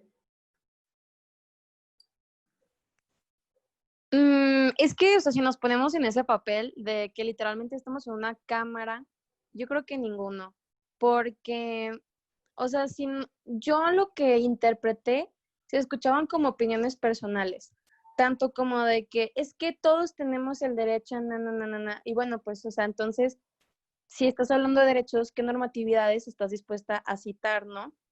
Entonces, por ejemplo, también del lado de Omar, o sea, siento que, por ejemplo, el hecho de que usara términos como normal o cosas como de que por hombre y mujer y así, o sea, hubo como que falta como de tacto y que posiblemente sí se podría ver como cierta, no sé cómo explicarlo, pero como que sí faltó como también concretar el punto, o sea, como que ambas posturas se vieron como ideológicas a la persona, pues obvio, pues se vale porque es como un debate pues en el spot. Bien, gracias, Bárbara. Y aparte es mira, les planteo algo. Mucho de lo que dijo tiene razón, ¿eh? Es decir, aspectos, mucho lenguaje, es cuidar como normal, es algo que te puede detonar un conflicto al tener un debate en un congreso, ¿sí? Laura, por ejemplo, el hecho de no voltear a ver de frente, tienes que voltear, yo sé que a lo mejor ahorita es muy complicado, pero la vista la tienes que sostener, ¿no? Es un tema de seguridad hacia lo que estás diciendo, ¿no? Y es un poquito el planteamiento de esto. Omar, aprovechar el tiempo. Si te dan 2 minutos, no hables 30 segundos. Pareciera que no tienes nada que decir, pues, ¿no? Entonces tienes que irte, te tienen que callar, ¿sí? Porque tienes tantos argumentos para un tema que necesitas ir más allá. Y también, si es mucho de lo que dijo ahorita, es en términos de no caer en temas muy personales. O sea, decir, si yo fuera lesbiana, si yo fuera... No, la norma no es para ti, ¿sí? Por eso digo, háblenle a los compañeros, háblenle a los familiares. Imagínense tu familiar, ¿sí? Al otro diputado. Imagínate que es tu esposa, imagínate que es tu hijo, ¿sí? Y es una forma de intentar ser empático, porque cuando hablas de ti, lo que te está cerrando es a ti, está cerrando tus argumentos. Tú lo que tienes que hacer es simplemente expresar, ¿sí? Tu punto de vista respetando a la otra parte, ¿sí? Respetando. No puedes decir, por ejemplo, sí, la Suprema Corte de Justicia dijo que era discriminatorio, pero pues todavía no está listo. O sea, tú tienes que decir son 11 cabrones que aquí me valen madre porque es otro poder y yo soy el que poder legislativo. O sea, no puedes tú digamos, argumentarte en contra, ¿no? De esos temas. Entre varias cosas. A ver, son ejercicios. Yo lo que necesito es, sobre todo los que están escuchando así, vean críticos, digan, esto no voy a hacer. Obviamente les tocó ser los primeros, no sé, que ser injustos, pues, ¿no? Cada uno va a tener su forma de argumentar y va a encontrar exactamente el tema de esto. A ver, pero para divertirnos un poco, vamos a ver, sin favoritismos, ¿eh? ¿Puedo decir algo? Dame un segundo. Si quieres, vamos a hacer, a ver, todo el mundo como si fuera a realizar una votación. ¿Sí? Sí. Venga, ¿está en la aplicación ya? Sí. Ahí va, ahí se abrió.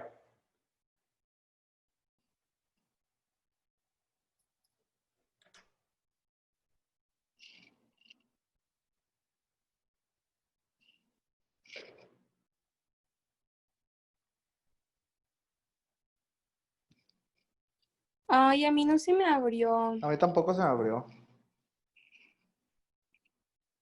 Tampoco me apareció la pregunta.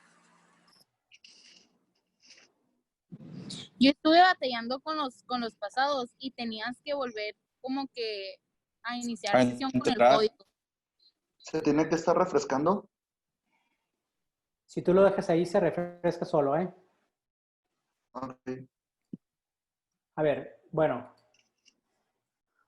Ahorita vamos a intentar que todo el mundo lo logre. Carlos, creo que quería... Carlos. Sí, aquí estoy. Adelante, Bueno, con el tema de lo que sería lo de los debates, es muy importante cuando estamos hablando, cuando estemos hablando, tener mucha seguridad. Yo quería dar una recomendación. Es un libro que a mí me gusta mucho. Aquí lo tengo, de hecho, lo estaba leyendo mientras estaba la discusión. Dice El arte de hablar en público, que habla mucho, o sea, que trata mucho sobre cómo debemos de hablar cuando queremos dar ese mensaje. O sea, por ejemplo, en este caso, que es el debate de la homosexualidad, el matrimonio de los homosexuales, el cómo darnos a entender perfectamente ante una audiencia, pues en este caso, que es un debate si es a favor o es en contra. Creo que nos puede ayudar mucho a todos. Quería dar esta recomendación, que es de Dale Carnegie, el arte de hablar en público, que es un muy buen libro para todos nosotros, más que, pues, digamos que muchos de nosotros nos queremos dedicar lo que es a la política, que es argumentar. Gracias, Carlos. Gracias. Miren, es muy importante, obviamente siempre puedes inclusive dar cursos, hay una forma, siempre tienes que intentar tener una seguridad. Eso se logra a partir de mucho fogueo que tienes que tener hablando. Pero lo importante es que tienes que tener mucha información. Cuando tienes información, vas a tener seguridad. Es decir, si no hay nadie mejor preparado que tú para discutir una iniciativa de ley, automáticamente te vas a volver la persona más segura dentro del Congreso, ¿sí? Y tienes que tener la seguridad de que nadie, y que si te va a responder algo, tú le vas a responder con más cosas. Importa mucho, por ejemplo, en tu primera intervención no tienes que tirar todo, ¿sí? Tu primera intervención no puedes decir y de repente te acabes porque te van a responder o vas a repetir lo mismo, ¿sí? Entonces tienes que jugar te doy primero, te guardo argumentos para después y te voy a dar. Y hay argumentos que van a ser muy duros de la otra posición, entonces tienes que tener bagaje para responder. Y eso es muy importante. Por eso es muy importante empezar a escuchar los errores que cometen los demás, ¿sí? Empezar a ver y empezar a mejorar. Esto solamente se mejora a través del fogueo, ¿sí? Y un poquito argumentar. Obviamente tienes que leer. Bien, a ver, ¿quién sigue? A ver, ¿quién se avienta? Yo propongo uno. André y Bárbara. Con Venga. gusto. Venga, Ok. ¿dónde están? No los veo. Acá está Aquí Bárbara. estoy yo. Está arriba a André. prender mi cámara. Es que anda todo medio oscuro. Venga, a ver, vamos a empezar con lo mismo. 2 minutos. A ver, ¿quién quiere estar a favor y quién en contra? ¿Respecto a qué tema? No, pues primero elijan el bando. Pues, ¿no? Yo me animo a favor. Yo A en favor. contra, pues. Venga, a favor. Es más difícil estar en contra, así que pues me lanzo. Voltea tu Venga. cámara, estás volteada, Bárbara. Les Ay, voy a- sorry, es que tengo el iPhone. Venga, O sea, sí, perdón. les voy a dar un tema. 2 minutos por cada uno, ¿sí? Sí. Yo les voy a marcar el tiempo, luego va 1 minuto de réplica, ¿sí? Si considero que hay una pregunta de lo que dijeron antes, voy a empezar antes, ¿sí? Cada vez voy a ser un poquito más agresivo, ¿sí? Nomás para que lo consideren. Sí. Va, el tema va a empezar a favor, André, ¿verdad? Sí. Bueno, hace algunos añitos, aquí en Sonora, el gobierno del PAN quiso poner una tenencia vehicular, ¿sí? ¿Tendencia a qué, perdón? Tenencia vehicular, impuesto Ok. al uso de vehículos, ¿sí? En algún momento, en ciudades como el Distrito Federal, es un argumento para usar el tema de contaminantes. El mayor contaminante en una ciudad urbana es el uso de vehículos, ¿sí? Entre más fácil sea circular con un vehículo, más contaminación va a haber en una ciudad. Eso está comprobado a nivel mundial y el hecho de promover que el uso de vehículos se tenga, mucha gente lo declara como contaminante. En contra, pues es el tema de que es un ataque contra la economía familiar. Ese es el contexto. A favor es que estás proponiendo el impuesto a la tenencia, al uso vehicular, y en contra es en contra del impuesto a la tenencia. Adelante, André, por 2 minutos. Ok. ¿Ya comienzo? Sí. Angela Merkel, la líder del país alemán, propone y establece que la salud de un individuo es la salud de todos los individuos, sin importar la frontera. Es por eso que vengo a proponer la iniciativa sobre el impuesto vehicular, el cual, teniendo en mente que los vehículos son el principal factor contaminante y causante de los gases de efecto invernadero, este impuesto podría ayudar a que se reduzca la emisión de gases. Además, lo recaudado por este impuesto podría servir para mejorar la infraestructura no solo del municipio de Hermosillo, sino de todo el estado sonorense. Como podrán saber, la infraestructura de las calles es un tema muy controversial y muy hablado por los sonorenses. Si se aprueba este impuesto, se podrá llevar a cabo muchas más mejoras, no solo de la infraestructura, sino de sectores como la salud, como de la educación, como de la cultura. Es una infinidad de posibilidades que nos podría traer esta pequeña aportación de los ciudadanos. Además, hay que tener en mente que tenemos retos pendientes que lograr para el 2030 propuestos por la Organización de las Naciones Unidas. Uno de ellos es reducir aproximadamente el 30% de las emisiones causadas por los países, para así llegar a un acuerdo y para así llegar a una cooperación internacional y tener un mejor futuro para nuestros hijos. Gracias. Gracias, André. Adelante, Bárbara. Ok. Bueno, pues tomando en cuenta lo que mencionó mi compañero André, creo que puedo decir que estoy en desacuerdo en el aspecto en el de que los transportes son uno de los principales contaminantes, puesto que en Sonora no contamos con una población o un crecimiento demográfico tan grande como en ciudades que sería, por ejemplo, la Ciudad de México, puesto que al no tener el mismo tipo de infraestructura o como peso demográfico, no sería tanto un problema el hecho de transitar, sino que también yo creo que deberíamos de enfocar más bien todo esto de el disminuir todas las emisiones de gas metano, tomando en cuenta que Sonora es un estado que como que se recarga mucho en la ganadería, sería mejor cuestión de hablar con los agricultores y en vez de pedir impuestos de nuestra población, más bien redirigir los esfuerzos de estas emisiones a otro sector, que lo sería, por ejemplo, el sector económico ganadero y agricultor.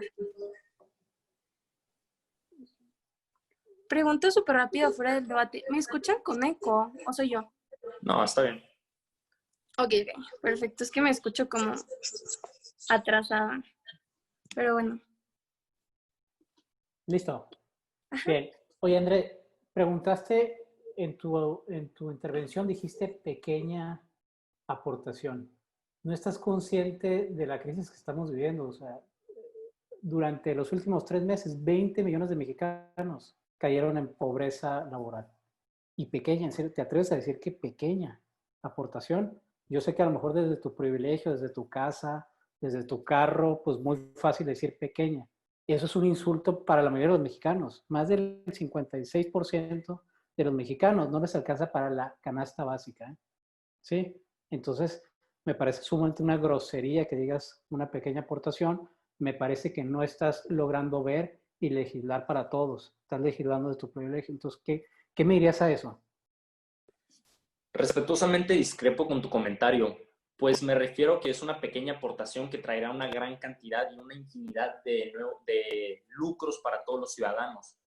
Al decir pequeña inversión, si así lo quieres ver, hay que tener en cuenta que hay personas que gastan hasta 30,000 pesos en un celular, en vez de ayudar al medio ambiente o en vez de ayudar a sus ciudades. No me parece un tanto insultante lo que mencioné, pues yo creo que si un ciudadano se enfoca en ahorrar lo necesario, puede lograrlo. Gracias. Gracias. Oye, Bárbara, empezaste con el tema ganadero.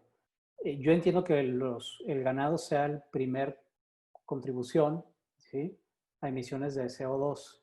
Es un enfoque interesante a cierto punto, pero más sin embargo, pues creo que el hecho de promover el uso de vehículos, ¿sí?, para que estén en las calles, pues se me hace una irresponsabilidad. Es sabiendo que los vehículos, ¿tú crees que la gente que es pobre realmente le vas a afectar el uso vehicular? ¿Sí? O sea, la gente pobre no usa carros. Y esa gente con este impuesto le puedes llevar para invertirle, que le puedes dar apoyos sociales, ¿sí?, que puedan tener acceso a una mejor educación, ¿sí? Entonces tú estás beneficiando, pues me imagino que a la gente rica, pues, ¿no? O sea, al fin de cuentas, es muy padre decirle, te voy a subsidiar el uso vehicular, ¿sí?, en vez de poder decirles, les voy a cobrar un poco, ¿no?, a los que usan carro, porque los que usan carro son los ricos, ¿eh? No nos olvidemos. Por más carro charanguita que veas, ¿sí?, es una gente privilegiada. El verdadero pobre y la verdadera persona que necesita un apoyo social, ¿sí?, o que necesita algo, una mejor, que les llegue, imagínate todos los alimentos en los desayunados escolares que podríamos dar con ese dinero, ¿sí? Entonces, ¿por qué sigues pensando en la clase media rica y no pensar en los pobres? Creo que ahí discrepo contigo porque honestamente hay, como bien sabemos, Sonora es un estado maquilero. Entonces, por lo tanto, muchas de las civilizaciones como Potam, entre otras pequeñas civilizaciones de yaquis, estos dependen altamente del transporte público. O sea, y de todos estos transportes que las mismas maquiladoras les proporcionan a todos estos trabajadores para poder transitar desde un poblado a lo que vendría siendo un municipio, como por ejemplo en Palma o Guaymas. Por lo tanto, si llegamos a aplicar una tenencia en los transportes, no lograría incentivar el crecimiento económico porque muchas personas... Se te desconectó el audio, Bárbara, se te desconectó el audio. Ay, ¿en qué me quedé? Perdón. Potam. Ok, bueno, pues, entonces, por ejemplo, mi punto con Potam es que hay muchas maquiladoras cerca de ese poblado que vendría siendo en Empalme y en Guaymas. Entonces, por ejemplo, muchas de esas maquiladoras les proporcionan vehículos a ellos para poderse transportar del poblado a lo que vendría siendo la maquiladora. Por lo tanto, no llegarías a incentivar con una tenencia a lo que viene siendo el sector económico, puesto que ya no quisieran invertir en él, porque el mismo hecho de inversión significa una pérdida. Por lo tanto, a su vez no es querer ayudar a un sector o al otro, sino que posiblemente yo le podría pedir a mi otro compañero, Omar, que más bien trabajáramos en conjunto para hacer una redistribución de lo que vendrían siendo los recursos y realmente ver que haya transparencia en dónde se está yendo el presupuesto del Estado para que no tengamos que cobrar más impuestos, sino que más bien... Venga, André, venga, un minuto. Si se me permite mencionarlo, mi contrincante, la diputada Bárbara, mencionó anteriormente que el impuesto no es necesario porque en Sonora hay una baja población.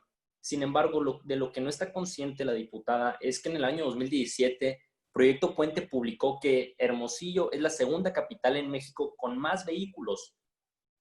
¿Cómo puede ser esto posible? Somos una de las capitales con menos habitantes y tenemos más vehículos. Si se pusiera este impuesto, como mencionó antes el moderador, los ricos son los que estarían pagando este impuesto y esto sería en beneficio a los ciudadanos, a todas las clases, no necesariamente solo los ricos, desde la clase baja hasta la clase media, todos gozarían de esos beneficios. Gracias. Bárbara, un minuto. Ok.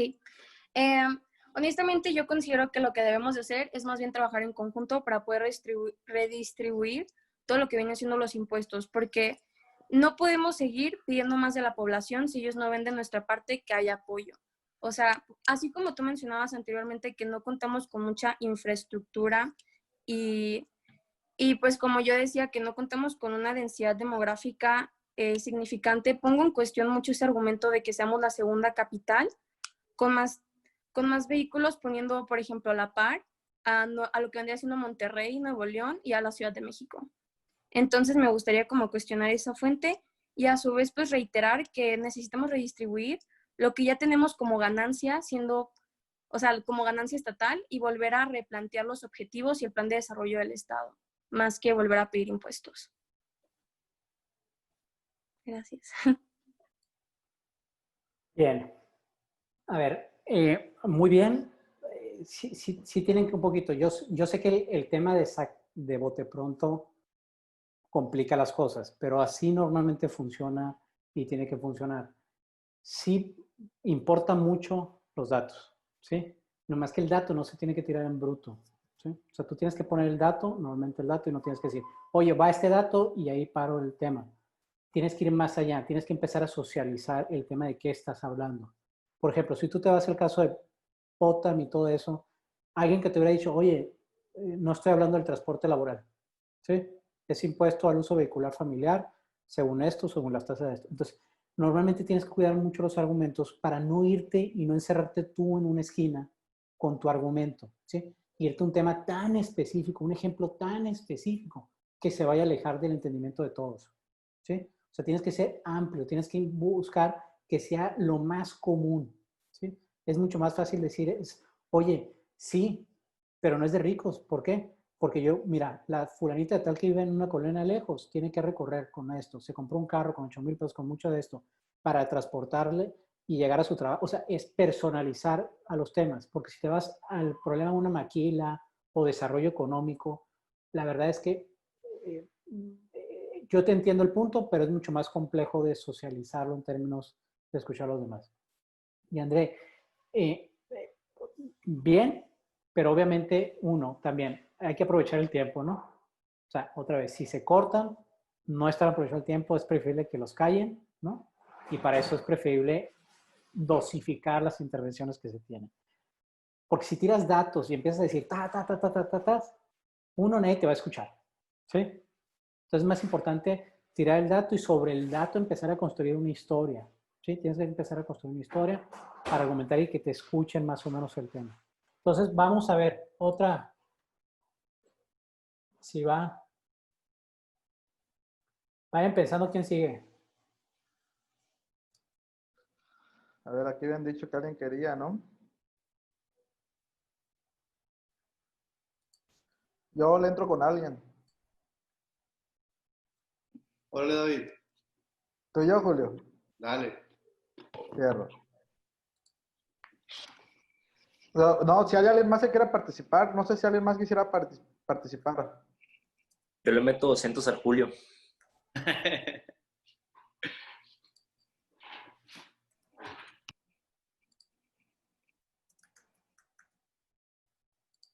Que oye el diputado Urbina, dicen.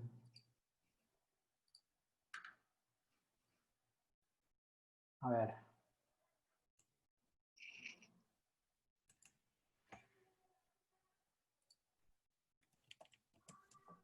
Listo. A ver, ¿quién?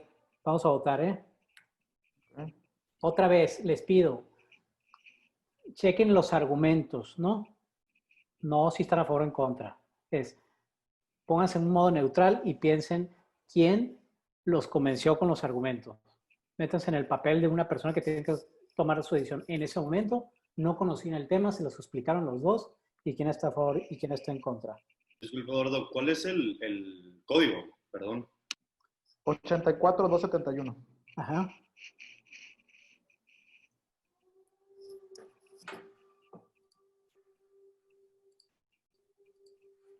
Listo. Ahí va.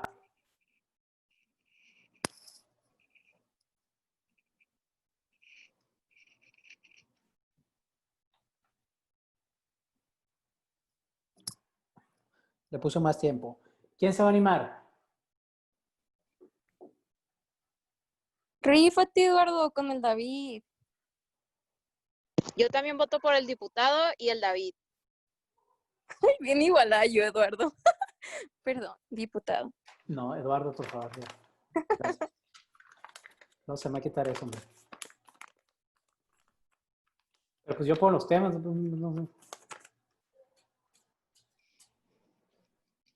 Yo voto por la Ana y el David. Y el que pierda nos invitó a una carnita asada con un six incluido. Ah, se está poniendo suave eso.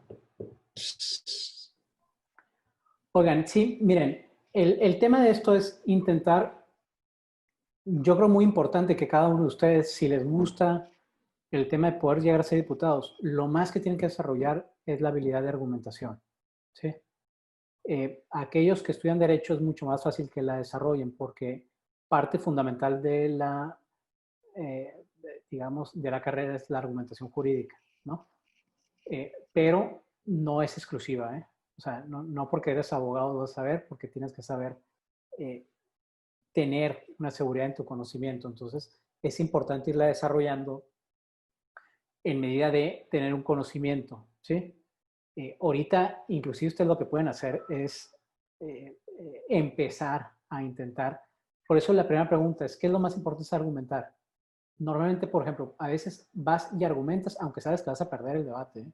O sea, digo, vas a ganar el debate, pero vas a perder la votación. Entonces, siempre es importante desarrollar esa medida. Venga. Cerradísimo. Felicidades a la contraparte. Ay, bueno. igual estuvo con el debate, la neta, estuvo padre, estuvo padre. Y más porque me saliste con citas y yo, ¡ah! Venga, uno más, pues. ¿Quién se anima?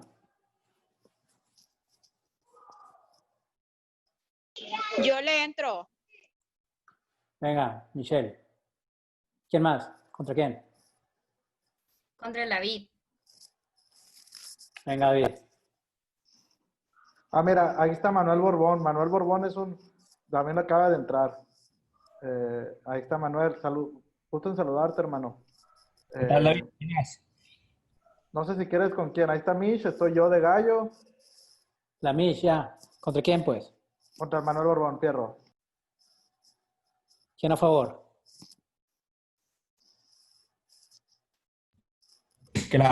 Que Michelle elija. Es la misma fregada. Pues. Michelle, Mande. ¿a favor o en contra? A favor. Ok. Va, a ver qué tema les... Venga. Eliminación de pluris. Michelle, empieza, 2 minutos. Yo pienso que los pluris es algo positivo porque si no, no hubiera una... Es a favor de eliminarlos, ¿eh? A favor de eliminarlos. Estoy a favor porque son muchas personas las que están en el cabildo y siento que no hace falta tantas personas para representarlos si tenemos a los diputados distritales.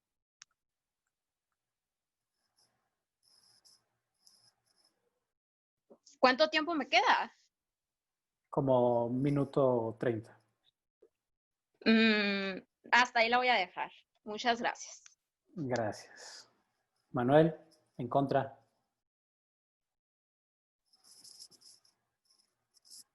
Tienes el micrófono apagado.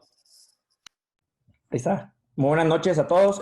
Primero que nada, a mí me gustaría iniciar mi argumentación con un ejemplo muy, muy claro. Y es que todos los que saben, y el diputado Eduardo no me va a dejar mentir, que en su mayoría los diputados que más presentan iniciativas y nos vamos a los datos, que más trabajan y que más argumentan, vienen siendo los diputados plurinominales, porque son diputados en su mayoría de carrera. Ahí también me gustaría agregar, y uno de los argumentos que casi siempre se presenta en contra de los diputados plurinominales es que se crearon, como bien dijo el diputado, en el siglo pasado, a mediados de la década de los 70s. Pero yo quisiera preguntarles a todos los que estamos aquí, ¿qué hubiera sucedido sin diputados plurinominales en una situación como la que pasó ahora en 2018, donde un solo partido se llevó una votación sumamente alta?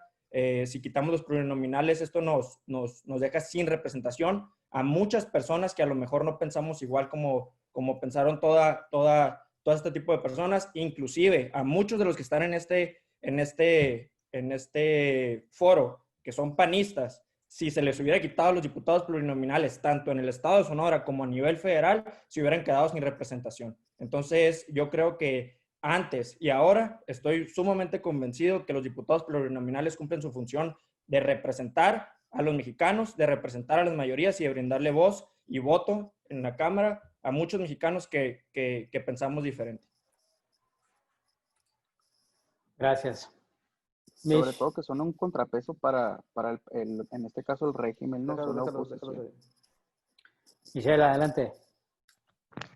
Pienso que el argumento de mi compañero está mal estructurado, porque para empezar, está diciendo que está poniendo de ejemplo a Morena en estos momentos, pero creo que si no hubiera representación ahorita y solamente estuvieran los diputados locales que elegimos como pueblo, estuviéramos siendo representados en la mayoría como nosotros quisimos y no se estuvieran poniendo a personas externas de otros partidos, aparte que generan un alto costo los diputados plurinominales y es un dinero que se podría ahorrar para otro tipo de situaciones o de eventos extraordinarios que se podrían bajar al municipio. Adelante, Manuel. Perfecto. No, me parece buenos argumentos, pero debido a las circunstancias, lo voy a decir con mucho respeto, pero también con mucha firmeza, que lo barato sale caro. Entonces sale mucho más caro tener a diputados que no trabajan. Y a mí me gustaría dar un simple argumento, y es un dato que se puede comprobar. En la pasada legislatura, el 80% de las iniciativas de ley fueron presentadas por diputados plurinominales. Esto quiere decir que en un 80%, 8 de cada 10 leyes iniciativas que se presentan son hechas y legisladas y votadas por diputados plurinominales. Es decir, son los que más trabajan. Entonces, en este caso, si hablamos de representación en el estado de Sonora, no tendríamos diputados del PAN. Ese sería, por ejemplo, muchos de los que estamos aquí, no habría diputados del PAN o inclusive no habría diputados ni siquiera del PRI o de algún otro partido. Entonces, los diputados plurinominales, como bien comentaron aquí, son un contrapeso que le dan representación a muchas personas que en la mayoría de los casos no son la mayoría, pero tienen que estar representados por ser minoría. Y me quedo con ese dato, el 80% de las iniciativas son presentadas por plurinominales. Tiempo. Manuel, yo entiendo que la mayoría de las iniciativas la presenten los diputados plurinominales.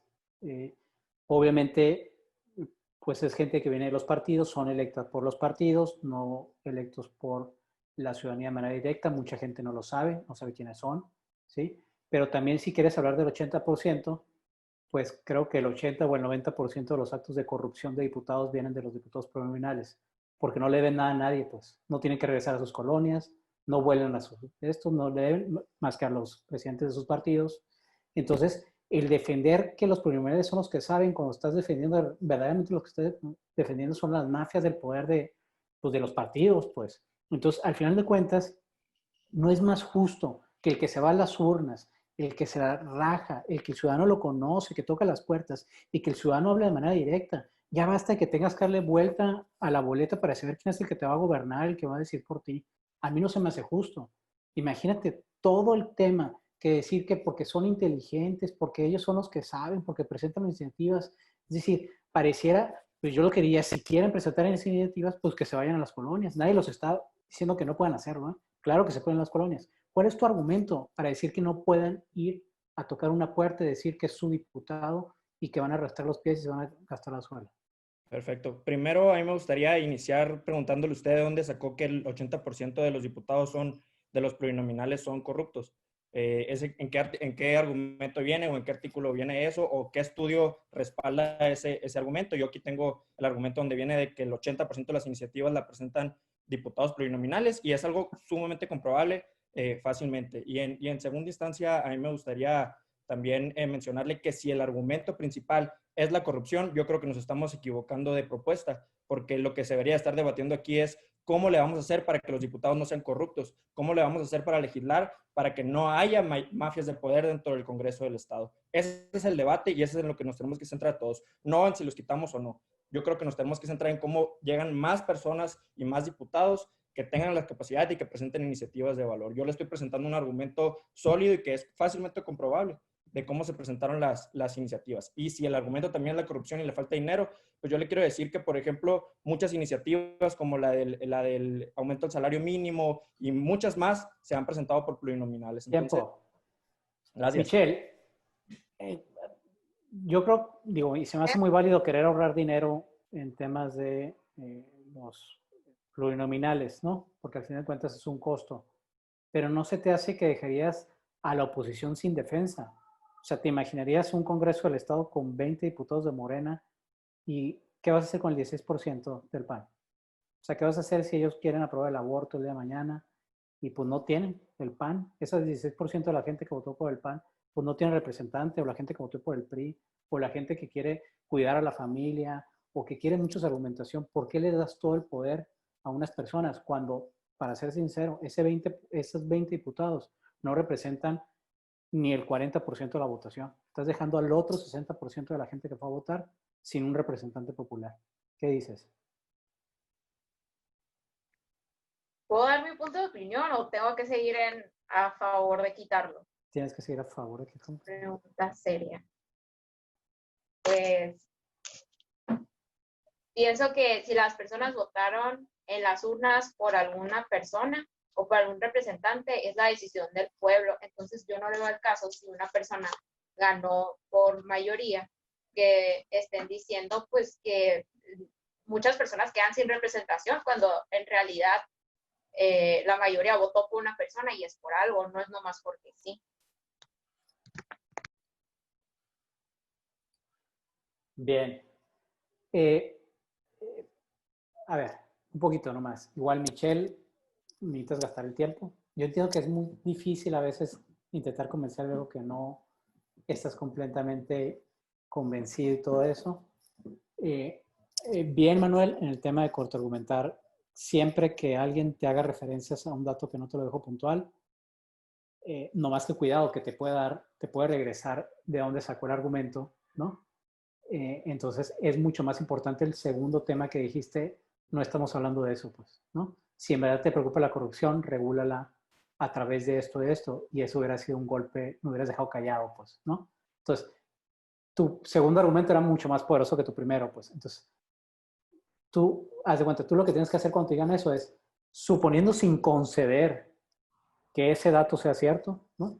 Y ya le dices prácticamente, te lo voy a decir por cierto, tu idea y vas al segundo argumento y el segundo argumento fue sumamente poderoso, entonces tienes que un poquito sentarte. Si ya le vas a romper el hocico a uno y ya vas a saber, es vete y no lo sueltes. Haz de cuenta, imagínate una pelea de box que estás en la esquina y lo tienes que agarrar y agarrar y agarrar. Y otro tema es, ahorita todos nos estamos viendo la cara, ¿sí? Entonces tú tienes que ver, cuando dijiste ese argumento, si lo estás viendo la cara, tú debiste haber visto la cara de los demás de, putz, está chingón ese argumento. Tienes que tener una súper conexión de ver la reacción de la demás gente Porque cuando pegas un fregazo en un debate parlamentario, aprovecha y síguele, síguele y síguele. Y si te callan, intenta seguirle otra vez, pues, ¿no? Entonces me parece muy importante eso. Y obviamente en el tema mucho a considerar es, dentro de un debate, ¿sí? Parlamentario sobre todo, siempre es importante, sí, el respeto, siempre es importante mucho marcar la línea del respeto, pero la contundencia es clara, pues, ¿no? Entonces siempre el tono de voz es muy importante, no dudar, no vacilar en lo que estás diciendo. Aunque sea algo, aunque inventes el dato, y se lo digo con franqueza, nadie chingado sabe si tu pinche dato está bien, si está mal. Nadie trae una enciclopedia enseguida. Y si saca la enciclopedia, tú sacas una enciclopedia más grande. ¿Sí? Y empiezas a argumentar. Tú cuando estás argumentando tienes que ganar, digamos, la apreciación del debate, pues, ¿no? Entonces los argumentos siempre son importantes, los datos son fundamentales, ¿no? Los datos son fundamentales. Siempre y cuando sean datos que tengan que ver con el conato. Por ejemplo, si tú me dices, hoy es que el 80% la presentan los diputados plurinominales. Está bien, ¿sí? Por darle fuerza a los diputados plurinominales. Mas, sin embargo, digamos que no tiene la contundencia de decir es qué calidad de argumentos. Entonces, mucha gente te lo puede estirar tanto que te lo diluya, pues, ¿no? Entonces, sí tienes que intentar buscar, por ejemplo, temas de costos, ¿no? Si Michelle, tú debes haber dicho, por ejemplo, ¿sabes cuánto cuesta? ¿Sabes qué pudiéramos hacer con lo que nos ahorremos de esto?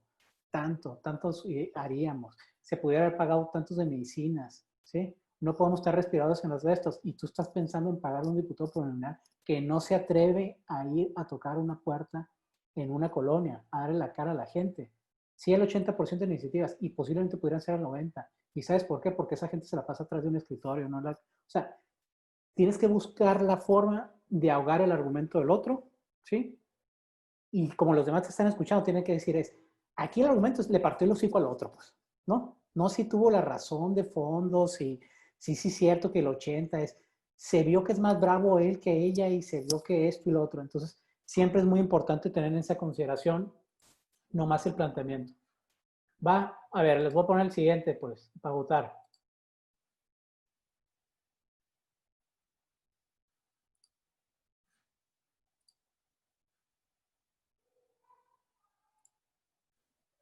Recordarles, Manuel estaba a favor de Pluris y Michelle en contra.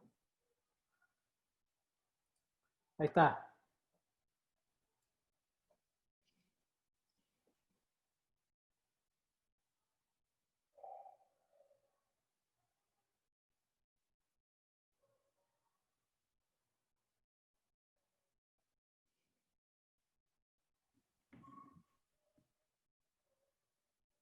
Una pregunta, yo estaba en contra de eliminar los pluris, ¿no? Más bien. Sí. Estás en contra de eliminar los pluris. Ok.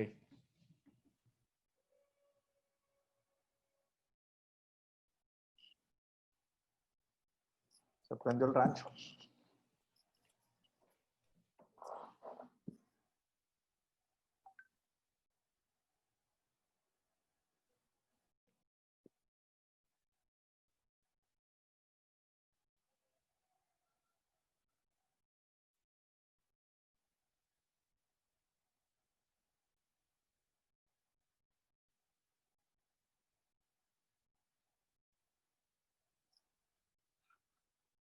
Ahí está.